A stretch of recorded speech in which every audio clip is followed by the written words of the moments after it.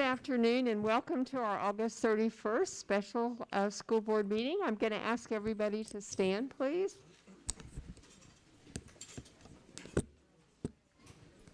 Hey, may we have a moment of silence, and I'd like you all to remember in your thoughts and prayers our neighbors in Louisiana. They have, as you know, had a horrendous hurricane, and by the grace of God, that could be all of us here in Florida, and hurricane season's not over yet. So actually, Louisiana is where I was born, in New Orleans, and I know Mr. Mahan, too. He has family and friends that have evacuated to Texas. So we have all kinds of, I guess, groups of people that are going to Louisiana to help. So let's please, in this moment of silence, keep them in your thoughts and prayers.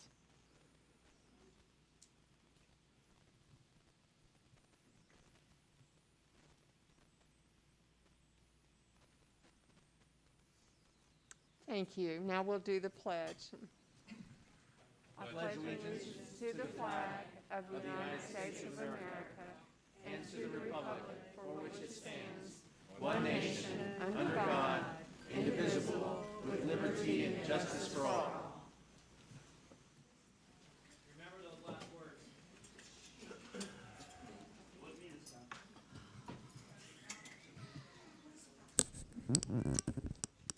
Okay, our next item is the adoption of the agenda. Agenda item ID 6143. I have reviewed the revisions to the agenda dated August 31st and find there's good cause to permit the deletion of item number 6145. That is the input citizens sheets, the pink sheets. This is a special board meeting, and bylaws provide only public comment and action items, and we don't want you to have to divide your time like what happened last time. So whatever you want to speak about, you want to speak about now. We're also going to go ahead and change Mr. Alfonso's presentation and move that up a little bit, and I think that will be a little bit more efficient. So may I have a motion and a second and a vote to approve the agenda with the changes, the deletion of the pink sheets and the changing of the order of presentation. And Madam Chair, if I may, just to interrupt on this, I Sure. know I'd spoken with the board secretary earlier, only to ask that all of the board members announce their votes as well, especially since we have either, I'm not certain if Ms. Duval is on and Mr. Guadagnino, so we'd have the cleaner record of the tracking the votes so she can enter them contemporaneously. Okay, we do have two board members who are on the telephone. Okay, so I vote yes to approve the agenda. And Mr. Yes. Guadagnino? Yes? Okay. Yes. I vote yes. Okay. Mr. Lodato? Yes. And Mrs. Duval? I vote yes. Okay, and it is approved 5-0. Okay, our next agenda item is actually something we don't have to vote on. We turn in an FSBA platform every year to let our school board association what we would like them to work on in Tallahassee. And I know all of you who are parents, we have a shortage of bus drivers, and transportation has been a problem. So we're hoping that the legislators can help us with that area. So that's one of the main items on our platform. Also, mental health is also very important to us, and that is part of our platform. So we all have received copies of the platform, and Mrs. Hatch is our advocacy representative. Is there anything you'd like to say? Do you need affirmation from board members? Or? If I could have affirmation from board members about what to send forward to the working group, that would be most helpful. Okay, Mr. Lodato? I guess I'm fine. Okay, approval. Mr. Guadagnino? Approval. Okay. Mrs. Duval? Approval. And Mrs. Hatch? Yes, I am very supportive, and thank you all for giving approval. Okay. Thank you. This may not be our final platform, but we will be discussing, and all school districts all over the state send in like action items that they'd like our school board association to work with our legislators. Now, we will also be developing our local platform where we will be going to our local legislators in terms of what we need here in Hernando County. So this is statewide and federal-wide, and then we'll be adopting our own local agenda. Okay, our next agenda item then is going to be our presentation by our attorney, and that is agenda item, whoops, have I missed it? Okay, 6142, sorry, thank you. So thank you, Madam Chair, and ladies and gentlemen, if you will endure, the discussion we had with the chair before the meeting was a lot of questions have come up about what is the status of the law right now, especially with regard to the various lawsuits that are pending, orders that have been announced, and things of that nature concerning COVID in general, and more specifically, face masks. So what I had attempted to do by this presentation was to gather at least a framework for the board to consider. We talked about discussing this matter before public comment, and I want to take a minute to explain that to those who are listening. The reason is I would hope that some of this information will be helpful to those who may not know it, and if those who know it, that's fine, but it's to try and give, again, just the legal framework of where we are, so that it could guide and inform any public comment that happens after this. So this isn't an action item. This is just like a high-level overview as to where the law is right now on the face covering situation. Hoped it would be helpful to board members, and I did share it individually with board members before the meeting. So rather than just, read every single word of it, I want to hit the highlights of this so that it gives context. So I got to figure out where to point.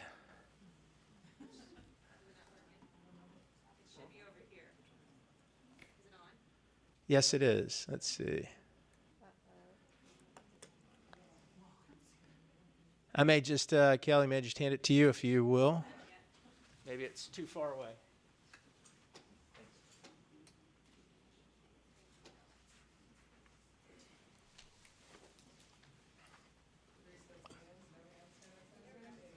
There we go.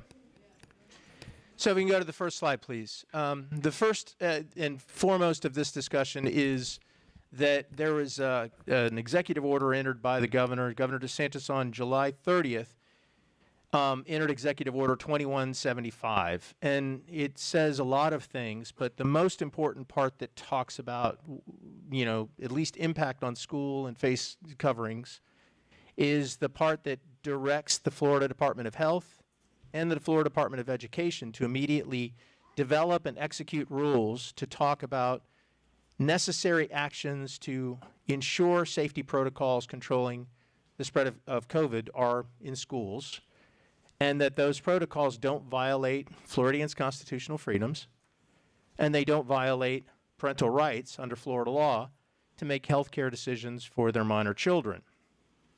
It also addresses protections concerning disabilities, persons with disabilities, and health conditions. And the point that I think is important when we talk about the protected parental rights is there was contemporaneously a statute, which we'll talk about in a minute, that is the Parental Bill of Rights that was adopted in this past legislative session as well. So that's really what the reference is in this executive order to dovetail with that. So we can go to the next slide, please. Thanks. And lastly, it has language at the end of the order that says, if and to the extent something happens, the Florida Commissioner of Education is going to have the opportunity, the directive to pursue all legal means available to ensure that school districts adhere to the law, including the withholding of funds.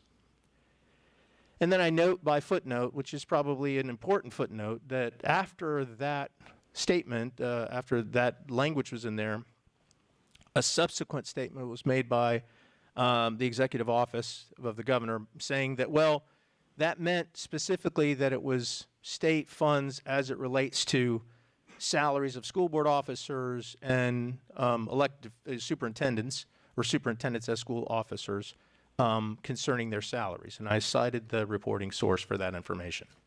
Next slide, please. So after the executive order went into effect, the health department developed a notice of an emergency rule that's cited by number there. That emergency rule is currently being implemented throughout the rulemaking process. But the rule provides, in most relevant part, at subsection D, when it talks about masks, it says students may wear masks or facial coverings as mitigation measures, and I'm throwing my words in there, concerning this whole COVID and within the school setting.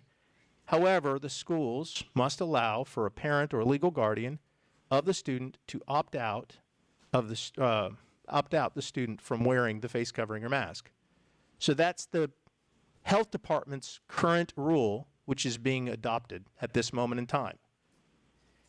Just going to say, it's important because of the litigation we'll talk about in a minute. That rule is not the governor's executive order.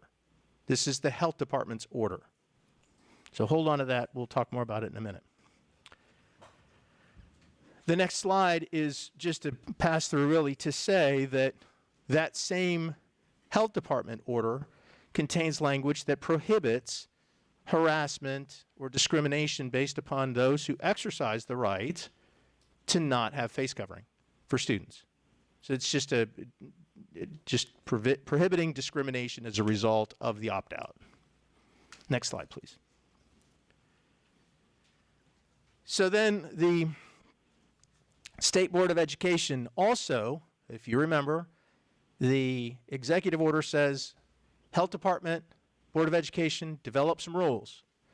So this is the State Board of Education's emergency rules that have been published. They're in the process of being adopted. They're really not hugely significant, except they just generally talk about some purely technical issues about how school districts should track attendance for COVID situations and lost time for quarantines. And the second one talks about the creation and development, the encouragement of the alternative for Hope scholarships for those students who want something as an alternative in the event they've either been discriminated against for not wearing masks or whatever else according to the Parents' Bill of Rights. So they're not hugely directive, but they're relevant. And they were referenced in the executive order, so I included it here so you would at least see what it is they were referring to. Next slide, please. All right, so the next big piece in this puzzle is the Parents' Bill of Rights, which is a chapter. It's Florida Statute Chapter 1014 in its entirety, but the most important part is subsections that talk about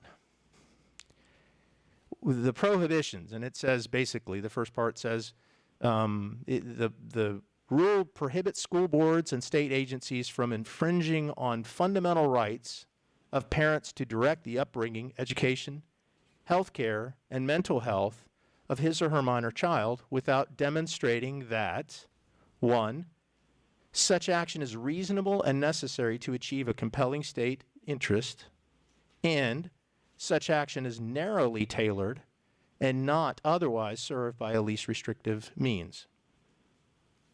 So let's stay here for a minute. The point of this slide is, this isn't a governor mandate, it's a statute. It was adopted by the legislature, signed into law. It's effective July 1st of 2021. Prior to that adoption, this wasn't a law, obviously. And this law now is really very relevant for things we're going to talk about in a minute, like, existence of school board policies and those other things. But I want to say to the board and to the public. So here's what this doesn't say. The Parents' Bill of Rights simply elevates the discussion to say, parents get to have this opt-out. Clearly. Parents get to have these rights. But the school district is still the school district. It is the legal entity that's charged with the responsibility of running the local school systems. And if they are going to take any action that otherwise infringes upon those fundamental rights, the standard that they must reach is that the action that the board takes must be reasonable and necessary to achieve a compelling state interest, and that the action is narrowly tailored and not otherwise served by any least restrictive means. Next slide, please.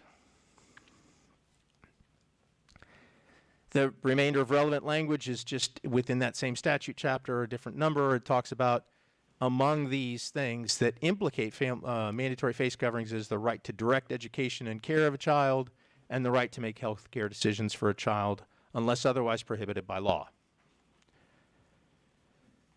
Okay, next slide, please. So the next piece of information that's relevant to this is in the aftermath of the rollout of a lot of these rules, there was almost immediately litigation that was commenced in Leon County. I don't imagine there's anybody who didn't hear about the disposition of the Leon County case, at least on Friday when they announced the ruling. The gist of that case was there were a whole lot of challenges that were made really against the governor and I believe the Department of Health and the State Board of Education. Interestingly, included in that lawsuit, they did not add the health department. That's important because the health department rule is one of the things that's at play here.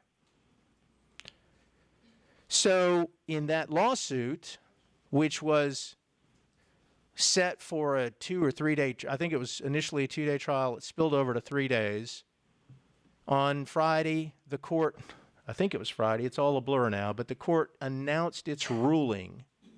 And the ruling was to say, literally, 2.5 hours worth of things that have not yet been reduced to writing that I know of, although the rumor is that the court is either going to enter an order today or receive written proposed drafts of the orders today from the parties. So just about everyone in the state who reads this stuff, is an interest in this, most school boards are waiting patiently to see what the actual order says.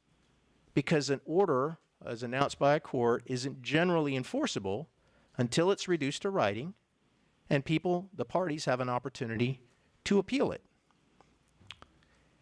And when it comes to the governor or any other state official, if they don't like what the ruling is, they have the right to appeal that order, and there is at least presumptively a stay of the effectiveness of that order pending appellate review. So, the long and short of the ruling, I think, was the order said some of what the trial judge thought this governor did was beyond his authority. Some of it may have been unconstitutional as it was applied. The judge talked about the Parents' Bill of Rights. I don't believe the judge announced that it was going to overturn that. It was talking about it in passing, about whether it was relevant or germane to the governor's order. So my advice to the board is to say that for now, there's not a lot of guidance that the board can take from what's happening in the McCarthy versus DeSantis County case, or Leon County case, because we're waiting for that order to shake through and the court to do what it does. And then there's the appellate courts that might intervene. So not a lot of guidance other than to just know it's out there. Next slide, please.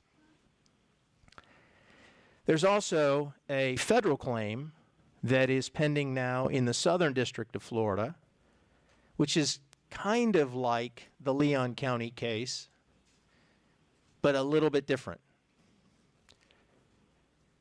that case really is about parents of various students throughout the state of Florida that have identified disabilities, IEPs, 504 plans. And those plaintiffs are all together saying, we want the federal court to declare Governor DeSantis's action with his executive order unconstitutional. We think that the governor and all of the school boards in the state should mandate masks without exceptions, because not doing that is a violation of students' ADA protections and 504 protections. That lawsuit was filed in August, probably around the 6th of August, and it is currently scheduled for hearing on September 8th. So right now, all of the districts that have appeared in that case are disputing that matter. There was a request for an emergency injunction by the federal courts, and all of those things are scheduled for hearing on September 8th. So there's no current guidance as to what the disposition of that case will be. Next slide, please. Okay, so that's pretty much all of the lay of the land of the legal pieces that are moving. The next slide is really to give the board some general information, which was accurate when I did this last week, but it's now, I think, updated a bit. But at present, this is a list of the school districts within the state of Florida that have chosen to impose student face covering mandates with only a medical opt-out. Let me stop there for a second. So under the current order from the governor and the current statutes, there's at least consensus that in that health order that if and to the extent the school boards were to adopt mask mandates but have a parental opt-out, there's no violation of the law. These are the districts that have imposed more stringent face covering requirements and said, we're going to impose face covering requirements on students, but they only can opt out if they have a physician's note, some medical documentation to support the opt-out. And forgive me, I tried to remember which county, but I think 2 other counties have joined that, perhaps Indian River, maybe, and Sarasota. So the total number of districts as of today is 12 districts that have imposed face covering mandates on students with only medical opt-outs. Next slide, please.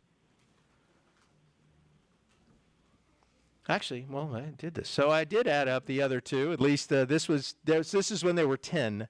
So there are 2 others now, again, that I don't recall the additional names. Do forgive me. I think they happened yesterday after we'd already submitted the slides. Now, if you go, you don't have to go back, Kelly, to the prior slide, but if you'll note, I highlighted 2 districts from the last slide. There was Alachua County and Broward County that were both highlighted. Both of those districts have already received communication from the State Board of Education directing that they appear before the state board and explain why they are not complying with the directives of the health department's rule and the Parents' Bill of Rights to say you've got to recognize parents' mandates, parents' opt-outs rather. Both of those districts have not really, they've said, we're going to challenge these rules. We're not going to change our position on these things. And basically, we're going to continue to litigate through these points with them and see what happens. I have been told as of Friday, after the announcement of the order, the other, at least 8 of the other 12 total had received the same letters with the invitation to appear before the state board. I haven't seen them yet, but I've just heard that to be information. So the point of this slide is just These specific school districts that have said we are going to mandate a face covering for students and only accept a medical opt-out have all been directed to appear before the governor or the State Board of Education to show cause why they're defying this rule and to face possible sanctions. Next slide, please. So this is, I guess I was thinking ahead. So this is the slide that says a lot of what we just talked about. I quoted sections of the specific orders directing compliance. And rather than read them, the summary of that language is essentially just to say, Alachua, Broward, explain to the State Board why you are not following the requirements of the law to allow a parent opt-out. Next slide, please. Again, this is just more language of the same order, and it just directs that they come present quickly and fix it, remediate it, or face consequences. Next slide, please. Those are links to the actual content of the orders. Again, I was just trying to put them all there in one batch so that the board would have access to all that information if you wanted to read the source. The footnote there is just to say that, like everything in the legal world, these are orders that are from the State Board, which means they are subject to some appellate review. And it is my understanding that both Alachua and Broward are appealing the orders from the State Board, which means, for all intents and purposes, it will be a while before any appellate court gives guidance as to what really is going to be the outcome of those challenges. Okay, let's move on to the next slide, please. So the next slide is a copy of relevant language from the current Hernando County School Board policy concerning face coverings. It's policy 8450. I've said it probably, and the board has already talked about it a number of times, but the point of this slide, as well as the next slide, both of them are just to grab language that is relevant to the issue of face coverings. So, this policy was adopted by the board prior to the implementation of the Parents' Bill of Rights. This policy, I think I've communicated with a number of the members of the public here and to the board as well.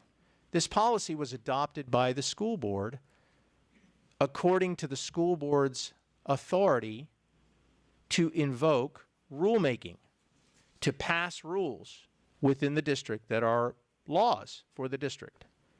So this is the law of the district, period. We've had that discussion a lot of times about when the board had in effect the requirement for face coverings, it applied to staff, visitors, students. That's what we lived under all of last year.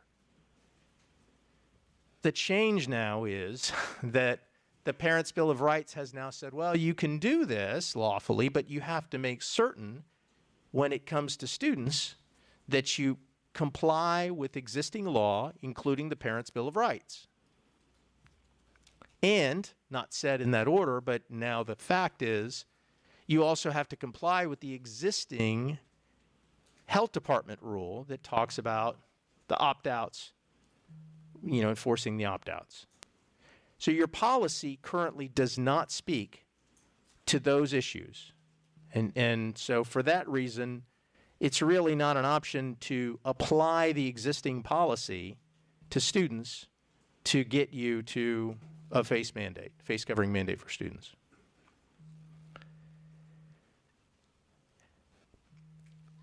So there's that piece of language. The next slide is just more of the same language, which again, I was putting there just to guide and inform the board. I mean, I think I've tried to summarize it as best I can to be, to give you the information that lays out all the laws. As we sit here right now, the next slide, please, is to say questions. And since I've talked a lot, I think I'm going to stop and give board members an opportunity to at least ask questions on this. And then if the board is comfortable with that, then I think we can move on to whatever other presentation. We can go into public comment so the board can hear what the public has to say. Hopefully that informs some of this discussion. And then we could proceed with the agenda. Thank you, Madam Chair.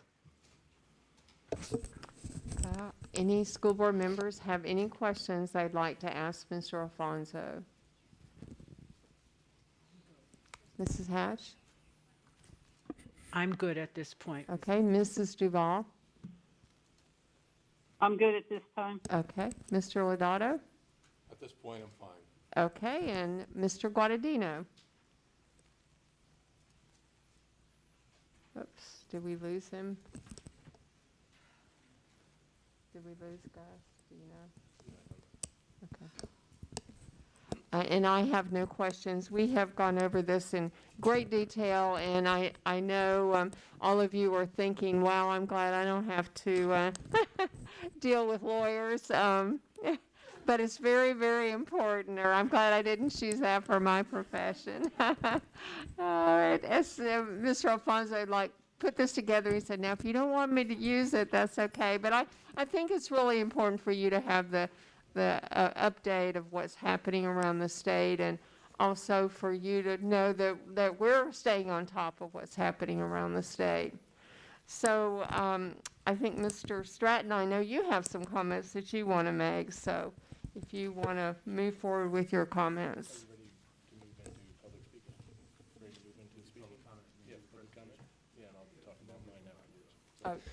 Thank you, Madam Chair. Okay. First of all, welcome. Thank you for being here. We do truly want to hear what each member of the community out there has to say, whether it be in person or via email or social media. We monitor that, just our own social media accounts on that. So I just wanted to kind of lay the framework and the format for this evening or this afternoon. The way it's going to work, because we do have many people outside waiting that still want to come in and speak to the board. So every speaker will be limited to 3 minutes. We'll have timers on both of these screens. And at the end of that 3 minutes, you'll hear an audible sound happen, and then the microphone will turn off. At that point, we'll ask you to sit back down. And then at the end of each speaker in here that's requested to speak, we're going to take a recess, have the room emptied so we can bring in the next whatever's out there, up to 50. And then they can have their opportunity to speak. Same process, same format. And then at the end of all speakers, that's when the board will have their discussion and take any, if any, action at that time. I also want to let everybody know this is the only warning I'm giving when it comes to behavior and decorum. We are not here to shout at the speaker. We're not here to shout at each other. We're not here to shout at the board. When you're up here and you're speaking, your comments will be directed to the board. If you cannot do that, I will ask that you leave the building. It's that simple. Everybody here wants to be heard in a respectful manner. And I'm an educator by heart, have been my whole life, and I wouldn't tolerate what happened here last week in the classroom, so I'm not going to tolerate it in this room either. Everybody needs to be heard. So again, thank you for being here. With that, Madam Chair. Mrs. Prescott, I have a question for Mr. Stratton before we begin. Yes, ma'am. Am I to understand that each speaker has one opportunity to speak? And That- so they won't go from this room to come back the second time. Is that what I'm understanding? That is correct, ma'am. Okay. At the beginning of the agenda, Mr. Alfonso and Madam Chair explained that we would have one public comment section tonight. At the end of that, we'll ask that you walk out and then wait outside. The building's just not big enough. Love to build a new one day that holds more, but we're not there yet. Remember.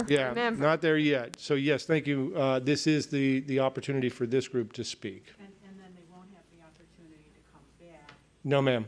No, ma'am. At the end of the evening, when the last speaker happens, that's when deliberations or discussions will happen here with the board. And the board will take any action if they wish, or no action if they wish at that point.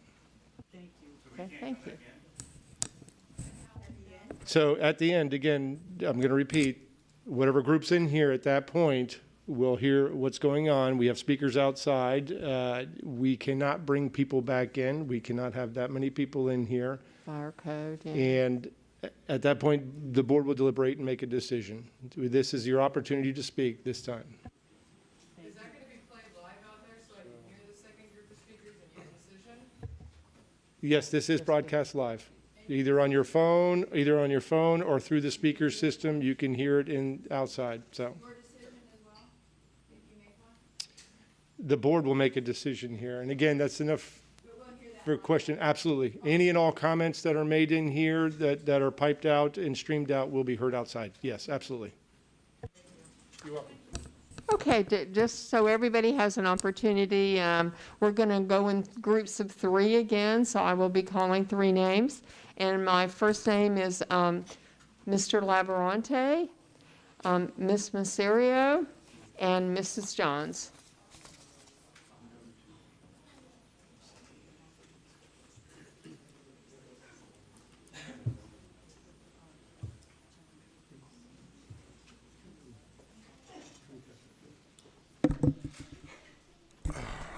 Good afternoon, Board, Mr. Stratton. Vince Laboranti, President of the Hernando County Classroom Teachers Association. I'm yielding my time to a fellow teacher colleague and parent in the county. I've sat and thought and contemplated about what I would say up here. Unfortunately, I'm not able to attend. Thank you, Mr. Laboranti. First off, thank you, Board, for sitting, listening, and respecting our community input, even when they don't show the same respect and decorum to you. Some observations from the last board meeting that I noticed that I would like to bring up. Parents who say going against the law is a terrible precedent to show our children. And what about the example of interrupting the speaker who has 3 minutes of time? What about being insubordinate to the board members or other people in the room? Aren't those behaviors or tactics that we do not want our students to display in our classrooms? Maybe take a second to think about our behavior before drawing the line on breaking the law, which was in the court of law and shown to be unconstitutional. If I would come to the board meeting and smoke a cigarette, wouldn't everybody in here tell me to put it out? The whole my body, my choice goes out the window when my actions impact others around me. It's called civility. We should learn to pay that forward. I want everyone in here that came to the microphone, no matter what side of the argument you were on, to show the same enthusiasm when teachers and or guidance counselors or secretaries need your help with newly written House bills or budgets that slash and undercut public education. Keep that energy to fight as hard for your child than our community and schools need it. Also, I heard someone speaking about wearing masks is traumatic for elementary school students. What about active shooter drills multiple times a year and having the students board up doors? How about we keep the same energy for keeping guns out of our schools than masks? Thank you.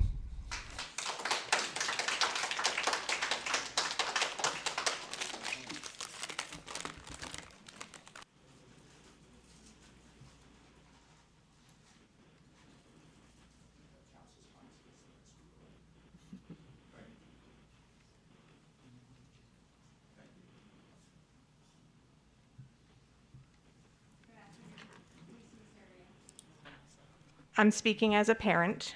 I'm here to talk to you about the situation that my son and I have been in for the last 4 weeks. Last week, the Department of Health reported at your informal meeting that the positivity rate here in Hernando County is more than 2 times and almost 3 times what it was last year when we delayed the start of the school year and we implemented universal mask wearing. Our current numbers, direct from the board website, after week 1, staff cases 38. After week 2, staff cases 56. After week 3, staff cases 79. Student cases, after week 1, 55. After week 2, 193. Those are additional cases. It's not the cumulative number. After week 3, 293.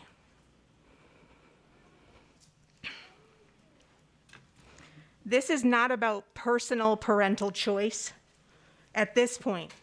It's about public health. And someone's personal parental choice does not outweigh the fact that my student is going to school, yes, wearing his mask, didn't prevent him from being quarantined and missing 3 days last week because of students around him who don't wear masks. He wasn't quarantined once last year, and neither was I as an employee, not once.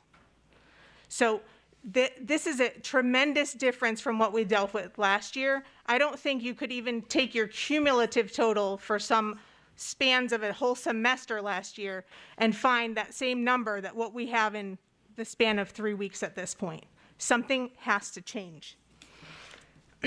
We should be doing everything we possibly can to keep everyone safe. Wearing this is not a difficult sacrifice.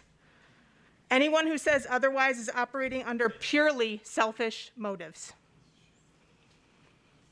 Finally, our students in the classroom. So when I'm out because my kid has to be quarantined, my students are missing out because there aren't any subs to be found.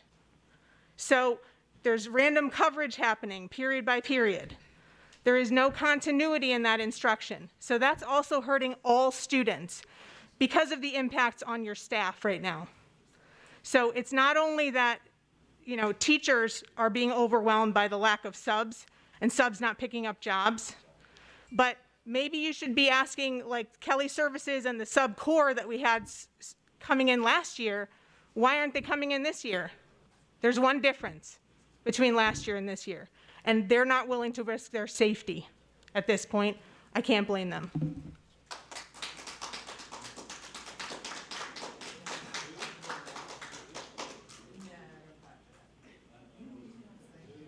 Okay.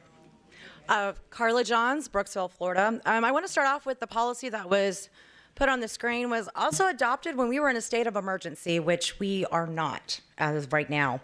The mask issue, clearly, I stood up here a year ago, August 25th, 2020, fighting against masks on our children's faces. I also suffered a very bad panic attack on public record while I sat back here listening because I can't breathe in it. Neither can my children.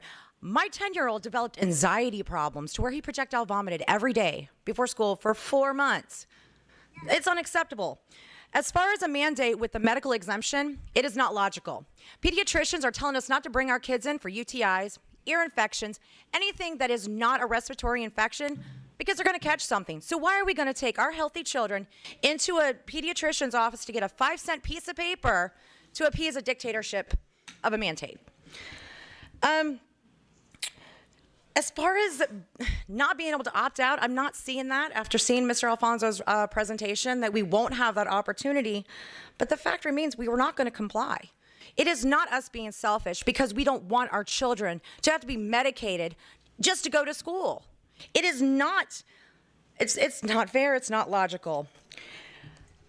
Our kids cannot be punished for simply not complying. This includes ISS, OSS, because that falls under discrimination, harassment, and bullying. 3 things this county is very proud to not tolerate. There are 2 types of parents in this county: the ones who are involved and who care, and then parents who use the schools as their babysitters. They are sending their kids sick regardless. So we get in trouble if our kids are out if we take a precaution, but then we get in trouble if we send our kids to school because they have allergies. There's no winning this battle. Also, I don't think school is a super spreader because people aren't staying home on the weekends. They're going out and doing stuff. We have a hand, foot, and mouth outbreak that happened at a local park. We are now 3 weeks in. I am waiting for that to show up in the schools. I guess in conclusion, y'all need to follow where the money is when it comes to the doctor speaking. We need to pull the politics out of our educational system and start looking at the truth here. If you think this entire pandemic isn't a moneymaker, you're watching the wrong news stations. Your fear will not take away from our parents' freedom. You work for us. We don't work for you. Thank you.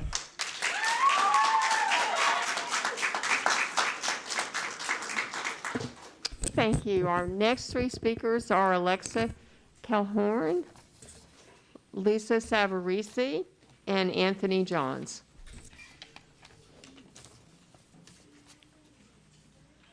Hi, I'm Alexa, and I'm a senior at Wikiwachi High School. I was at the end of my sophomore year when we went on quarantine, and I was forced to take 5 AP exams online. I was isolated from my friends and teachers, and never in my life have I witnessed such anxiety and depression. Among my peers especially, everything that makes high school great, like dances, graduation, football games, participating in sports, was taken from students, and we were robbed of our educations. All through 11th grade, I wore a mask, and I experienced acne scarring and the worst breakouts I've had in my life as a teenager. I was pushed to have bacteria flushed against my skin every day, even when I changed masks frequently. I suffered from depression by being alienated from my peers, and now, even still, I am being pushed away from my friends in class and at lunch simply because of a virus. I am vaccinated and was told I did not have to wear a mask, and now I'm being told that I do have to wear a mask. I don't know where the stability is. We say that as teenagers we thrive in rules and we thrive in stability, but I feel as if I've had none of that. It is the parents' decision and right to determine what is best for their children, and the optional nature has created such a morale boost among students. We need to see faces and experience socialization. It's vital in this stage of life and our stage of development. Wearing masks made even my closest friends mute. And everyone was so afraid to speak in class because we felt so isolated. We felt wrong for expressing ourselves and simply existing in a room with our friends. I feel as if this is negatively impacting my education. I can hardly hear my teachers occasionally. Even with a microphone, a mask muffles people's voices. Pasco schools in our neighboring county are not forming a mask mandate, but why is it considered here? How does a fabric mask that falls off everyone's faces purchased from Walgreens going to protect me? How can I sit in a crowded restaurant or cafeteria without a mask on, but I may be forced to wear one at school? The masks simply are not working. When we had a mask mandate, people still got sick. By being surrounded by medical professionals within my family, I am very aware that they are not beneficial in a school environment. How do board members and people with no medical training form educated opinions when they have not gone to school for this? Why is everyone else getting the right to decide end-all medical professional training for the group? So much of what it means to be a teenager has been taken away. Now that our happiness is finally within reach, it's being threatened to be taken away. My junior year was ruined, and I cannot go through that mess again. If you care about our mental health and our educational experiences, you'd let us, as almost grown adults, make decisions and feel like we're still human. I can go to war, and I can almost go to vote, but I can't make decisions about my own health. The DeSantis reversal is under appeal, and the start of the lawsuit, and I hope it doesn't end with one.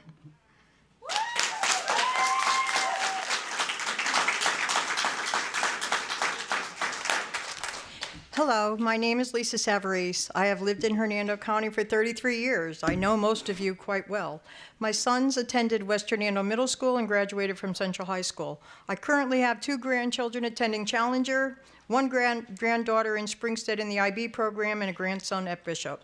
I have been a school volunteer at Challenger for 8 years. So yes, Mr. Stratton, there are grandparents that are in the schools. Actually, would be there more if it wasn't for COVID. So I am one of those grandparents in the schools, seeing what goes on every day.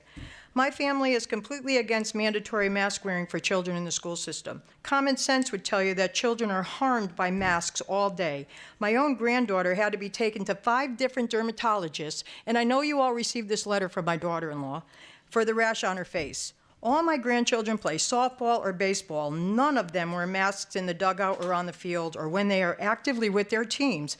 Like I'm sure most of the children that are wearing masks in the school and the parents are demanding it, or, you know, there's something wrong with the rest of us, their children are in the house all day and they're never with other people without their masks on. I find that a little hard to believe. And the only place they have to wear a mask is in school. Does that make sense? Oh, and only in the classroom. I guess they can't catch COVID in the cafeteria because they're maskless.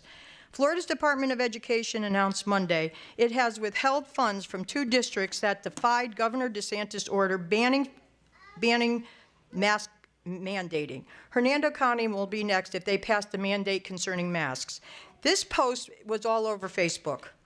And this is a quote from Steve Champion's, our county commissioner's Facebook page. Quietly, while you're distracted with national news, the liberal Hernando County School Board is actively trying to defy our governor's no mask mandate order.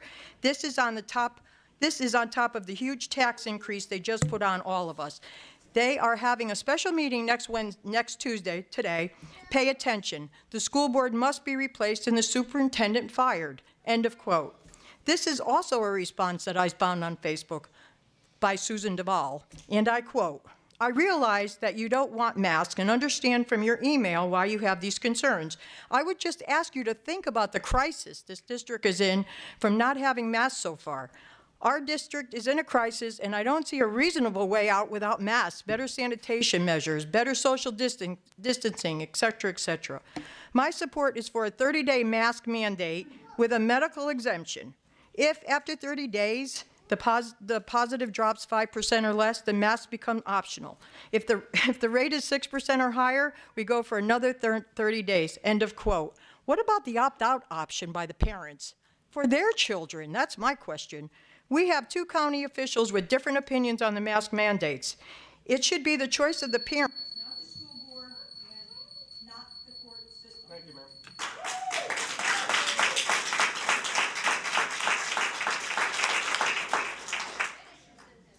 Right? All right, my name is Anthony Johns. Live here in Brooksville. Parent of 5, 4 of them here in the district. 2 of them have IEPs and at least 1 504. I pretty much know how you guys think and what's going on.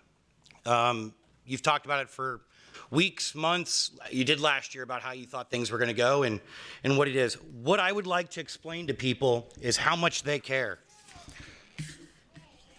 Last week during the workshop, this was a quote. "Someone felt responsible for the health, safety, and well-being of those individuals that she charges." Another individual on the board echoed it, and another said basically the exact same thing. Well, we have a problem in our country. Heart disease, cancer, and diabetes combined together are 41% of the deaths in America. COVID right now, from the last numbers that I've heard, the odds of dying was 80 in 100,000. We're going to bring this down to the average common denominator for everyone who remembers elementary math. That is 1 in every 1,250 people will perish when they get COVID. These numbers are horrible. But Sir, please direct your comments to the board. Sorry. We do have a choice in what we do. There are a few things from the National Safety Council that I think you guys should know. These are the odds of dying or getting death for selected causes currently in the United States of America. Drowning. Hopefully no one ever swims. It's currently listed at 1 in 1,128. A pedestrian incident. 1 in every 543. Every single day of every single week, you have your administrators out in a drop-off line or a pickup line, and they're not even wearing something as simple as a safety vest. You can buy them for less than $5. If you had to work with OSHA, you would have been fired. You would have been fined and shut down. I know you don't. You're federally funded, so they don't have a word with it. But their safety protocols are something you might want to look into. Obesity. 1 in 100 people will die. 10% of the population of the United States will die because they are obese. Opioid overdose. 1 in 92. Suicide. 1 in 88. Cancer. 1 in 7. Heart disease. 1 in 6. You seem to care about our health when the rung is so low for a bar. If you actually want to stand up and do something good for our kids, affect the nutrition that they have, affect what types of instruments they use, because they're certainly not Prop 65 approved. Thank you, sir.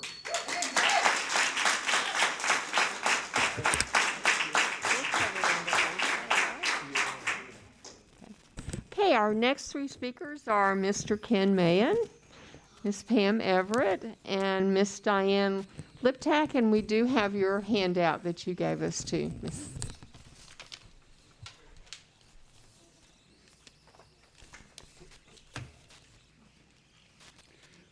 How you doing? Ken Mahan. We're going to take a little bit different approach today. Mr. Guadagnino, we understand you have a health concern. Mr. Lodato, you publicly said that your wife has had health concerns.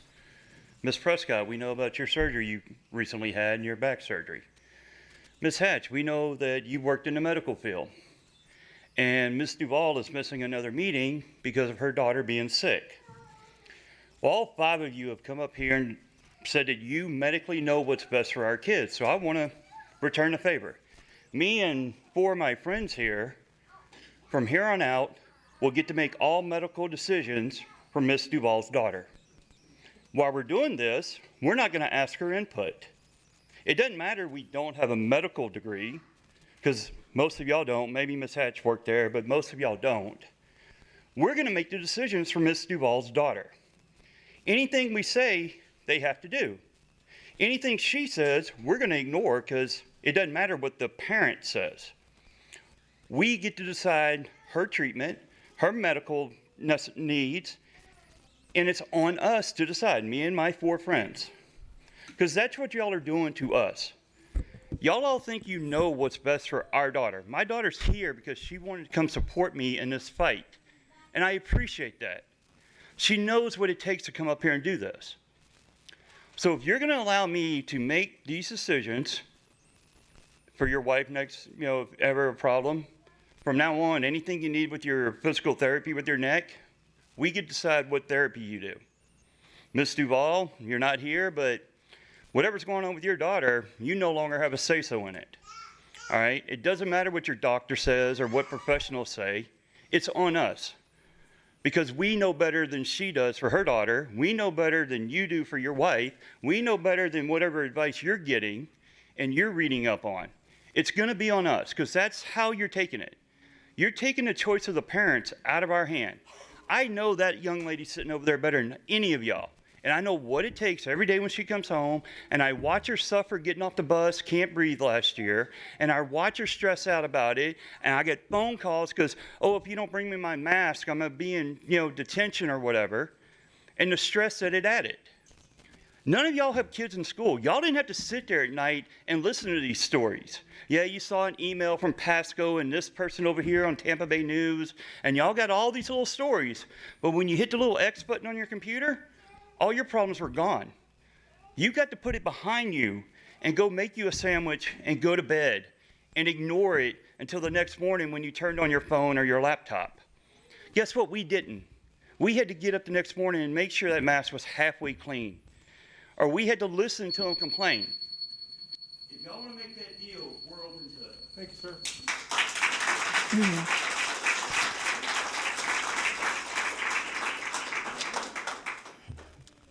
I have some pictures for the board. You can just set them there.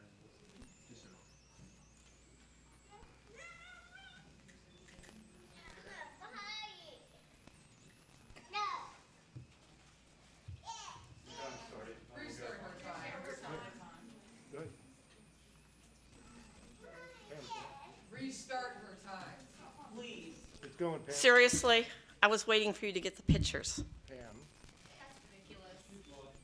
Reset her time. Reset her time. Excuse me. Enough. Reset it, Joe. Thank you. So Florida. The pictures I handed out to you are parent choice. It was a Hernando County District game. The bleachers are filled. We sat closer than the group here. If you look through those pictures, you can probably count 8 people with masks. It's about parent choice. If they want to wear a mask, they did. As you can see in the pictures, the majority did not. And there was well over 100 people in those stands. So again, let's go back. These children belong to their parents, not the school board. You need to listen to your parents. They know what's best for them. The paper masks are a joke, even the cloth ones. I wear a mask when I work with chemicals and fumes. Particles do not come through this. If you're gonna wear a mask, let's wear something that works. I have 3 filters in here that will protect me. So if you wanna wear a mask that works, they start about $60 versus your $3 a box for $100. So as a board, you need to listen to your public. You have some that want masks. You have some that do not. Give them their choice. It is their right. It is their children. Thank you.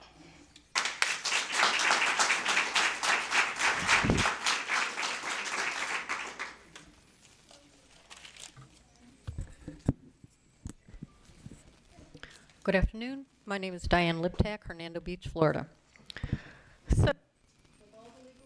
Sorry, here I go again. So, with all the legalese, where do we stand with masks today? Since the foundation of reason is fact, or in this case science, what then is science behind the masking?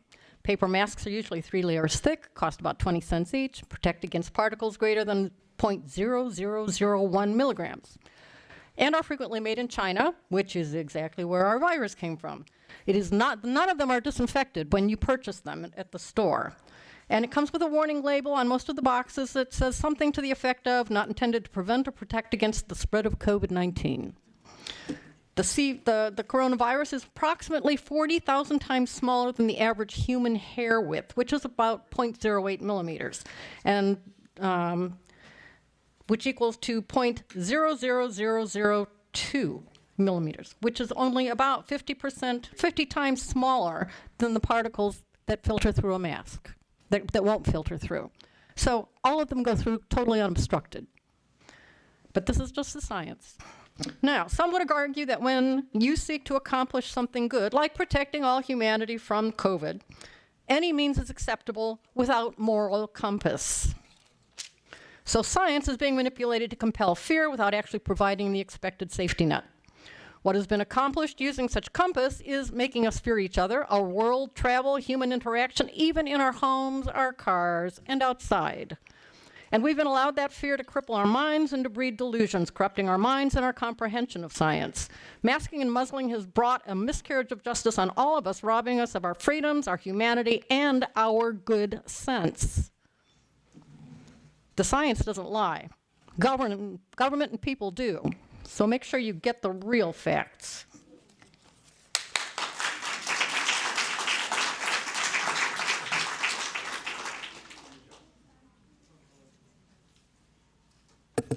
Thank you. Our next 3 speakers are Wendy Porter, Aja Moore, and Nadine Castelli.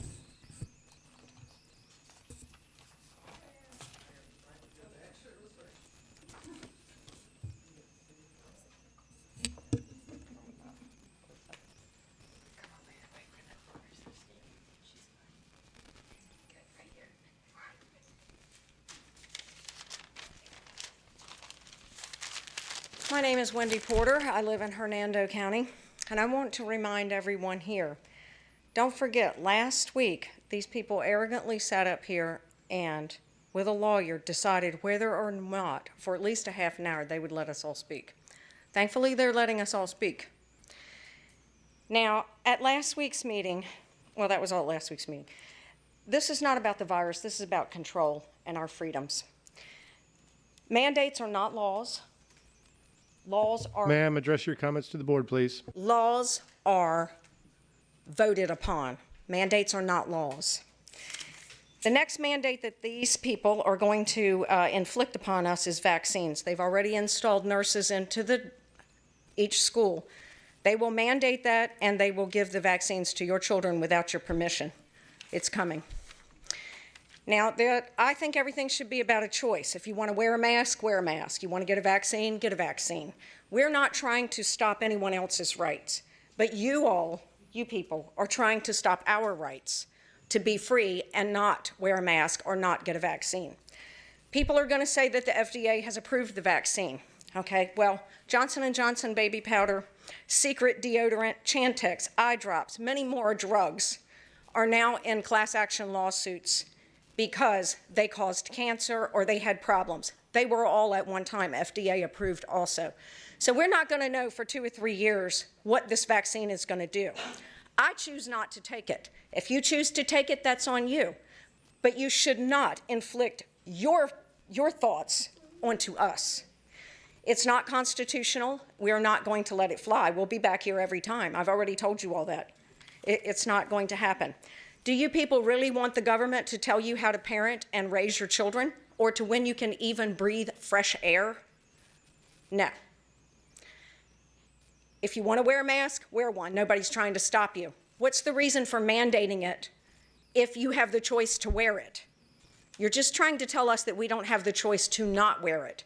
And that's wrong. It's wrong constitutionally. We stand with the governor, and we'll be back until you learned to listen to all of the parents and all of the people of this community.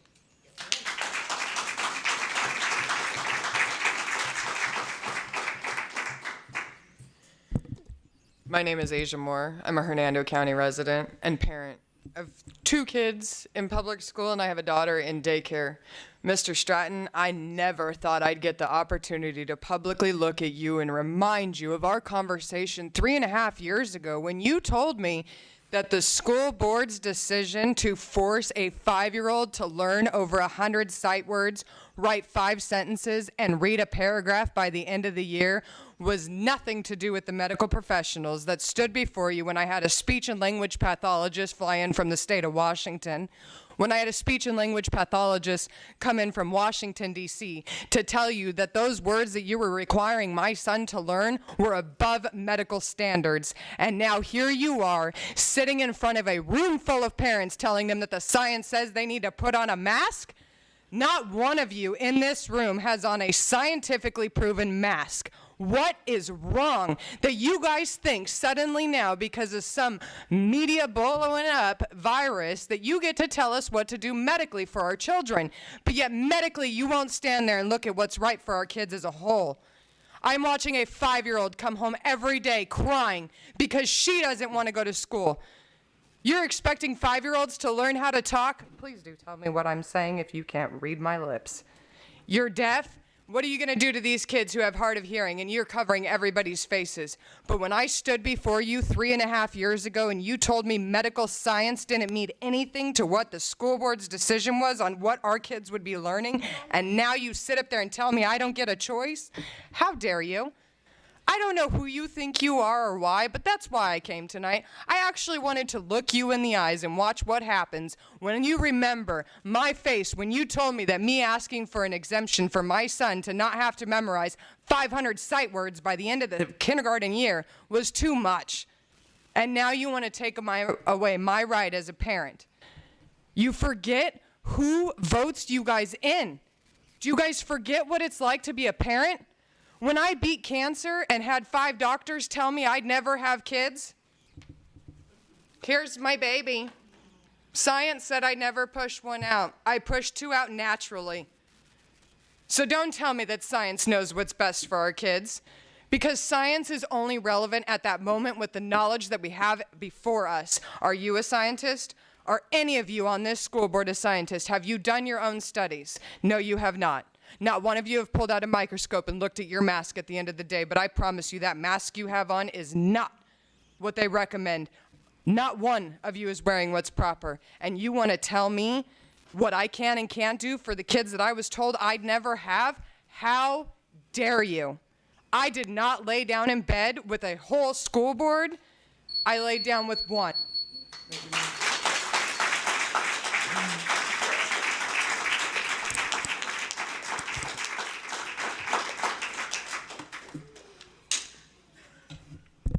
Hi, my name is Nadine Casatelli. I live in Spring Hill, Florida. I've been here before. First, for your safety, the Nazis used to say, wearing a mask is for your safety, but it really isn't. Masks are used in hospitals. They're used in a cold environment, like the OR or an isolation room where there's a MRSA patient. So I'm going to reiterate to you why masks are not good, and I'm a registered respiratory therapist with 30-odd years of experience. They're paper. They're porous. They're used for short-term use, not long-term. They catch bacteria, and they recirculate it through your body like a plumbing system. So all of the sickness that's going around is because people are reinfecting themselves with their own bacteria and body waste. Okay. So you reinfect yourself, and every time you touch the mask, it's contaminated. Long-term use causes, again, like I had said last week, increased airway resistance, increased oxygen uptake, and increased carbon dioxide molecules in your blood. So in other words, what I'm questioning is how can you trust the statistics that are coming out when we don't even trust the people that are writing them because we don't trust and we don't know, is this a virus, a bacterial infection, or just a common cold? But then again, you know, this here is with personal freedom. In the United States, we have the freedom to make the choice of what we want to do with our bodies and stuff.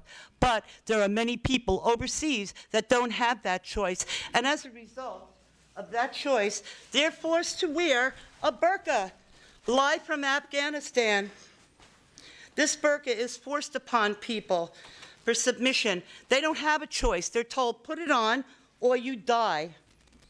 Now, you try wearing this in hot Afghanistan, if I can get the damn thing on like I tried last week. Okay. Can you hear me? Can you see me? I'm in Afghanistan right now. I have no choice. I have to wear this, or they're going to come and kill me. But in the United States, we have a choice, and the choice is we can wear a mask or we don't have to wear a mask. And in worst case scenario, it comes down Ma'am, to direct your this. comments to the board, Oh, I'm please. sorry. It comes down to this. And it's all about control. And please pray for the women in Afghanistan who are forced to wear this today, including our American sisters over there. Thank you.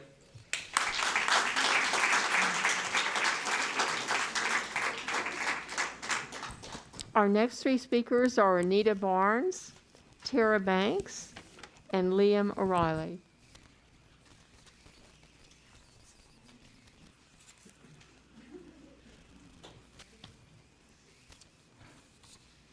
Good afternoon. I'm Anita Barnes. I don't live in Hernando, but I'm pretty close. I'm in Pasco. I have 3 granddaughters who are in the Hernando schools, however. I just have to say, everything I've heard so far, I'm totally impressed. I don't know how anybody could sleep at night hearing this. It's going to be hard to kind of follow that, but I'm going to go ahead and point out a few things. This is from Dr. Jim Meehan. You don't need a mask. Reasons? Risks outweigh the benefits. And I'm going to provide this to you. He cites a lot of studies here, so you're going to have to look at that yourself. The masks are ineffective, unnecessary, and they're harmful. Your CO2 inhalation is increased. That is the waste that you're breathing out. Common sense should tell everyone, we are not born with face coverings. We are not intended to cover our face. We breathe out, we exhale. We exhale waste. We need to inhale clean oxygen. Every tissue of your body requires oxygen. Stop and think for a moment. Do y'all know why CPR is important? You ever experience a person having a heart attack? Are you aware that person needs to receive CPR within 4 minutes? Because within 3 to 4 minutes of being deprived oxygen, their brain, they suffer brain death, brain harm. Why? It doesn't make any sense. Do you want to interfere with breathing? Frankly, if we wanted to eradicate this virus, we could do it very quickly, very simply. If we just listened to the good doctors out there, like the frontline doctors, who are traveling the world, they're world-renowned, and they're telling us there are safe, effective medications that can eradicate, prevent COVID from even happening, and treat it and get rid of it. Other countries are doing this. Mexico just recently, as soon as they implemented ivermectin and hydroxychloroquine, their hospitalization rates plunged 70% immediately. We don't have a need for all of this. It's all political theater, and it's all about money. And we all know this. We're all playing in a charade, and it's all about harming the people and harming the children.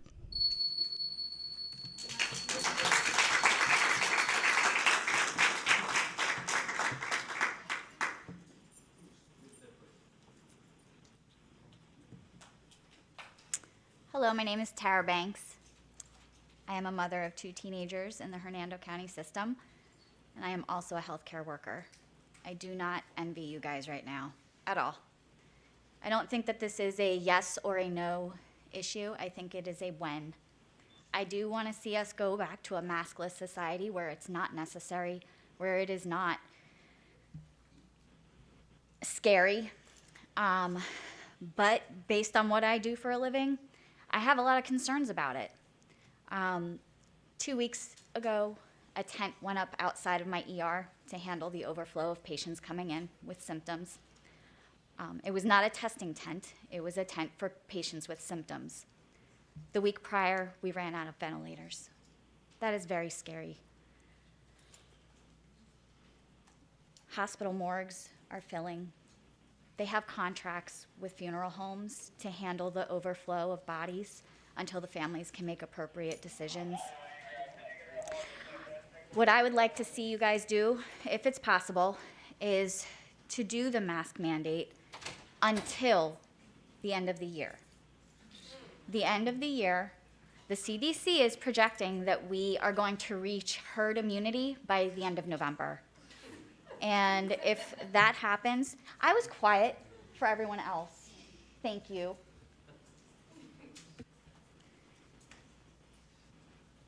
The reason we're going to reach herd immunity is because people will either have had COVID or they will have been vaccinated. That will be enough for us to not wear masks anymore.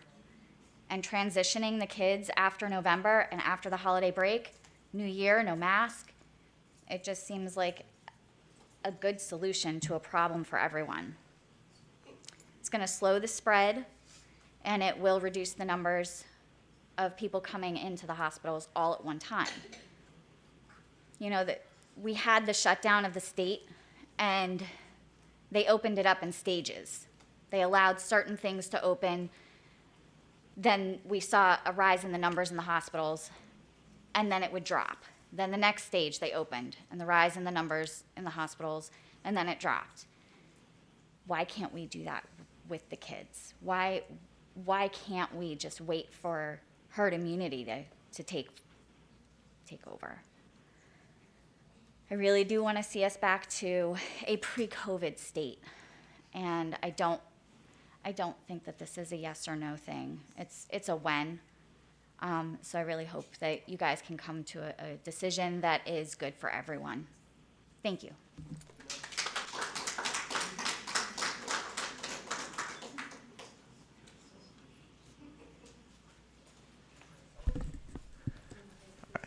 Hello, my name is Liam O'Reilly. I am a Hernando County alumnus, as well as I have 2 sisters that go here. Originally, I came in here today with a whole speech planned that I would categorize as satire, that I thought would get a few laughs and a few jokes.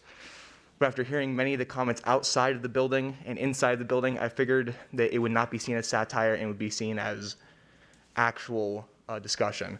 So I'm going to speak as my actual thoughts now. Several months ago, my mother was diagnosed with stage 4 lung cancer. It has affected our family tremendously, and I am glad for all of the safety guidelines in place at hospitals that have helped keep my mother safe. This mass debate has turned so political and so volatile that my uncle, my mother's biological brother, refused to visit my mother in the hospital once. He has not visited her since because he refuses to wear a mask, something that was mandated for my mother's safety. I have another story.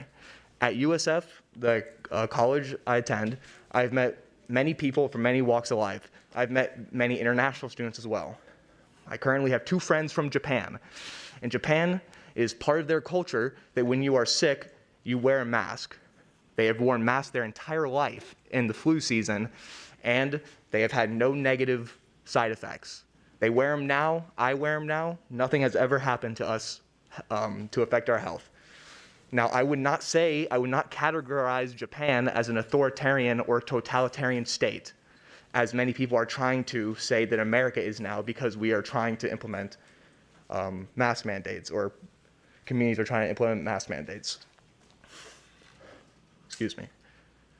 I would also like to say that yes, this is about control, but not control of the school boards, control of the parents. I feel as if many parents are very concerned that they are losing their control over their kids, and that is why they are pushing back. I applaud you guys for trying to do what's right and for trying to help and stand up for our safety. Thank you very much.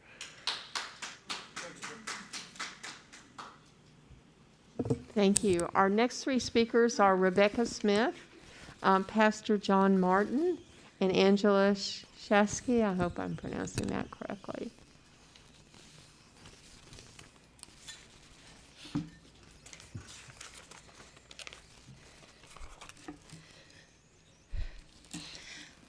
Hi, board. As you can see, I'm on oxygen. I just battled COVID. I was in the hospital for 6 days, and I missed my grandbaby while I fought for my life. But let me tell you a little something here. While everybody wants to make decisions for our children, y'all need to stop and think about those children. I have no problem with anyone wearing a mask. I make masks. I wore a mask. I still got COVID. Okay? But before I address all of this stuff, I will never tell you not to put a mask on. That is your choice. And you look beautiful in it when you wear them and they're all beautiful and decorated. Wear them. Get your vaccine if it's for you.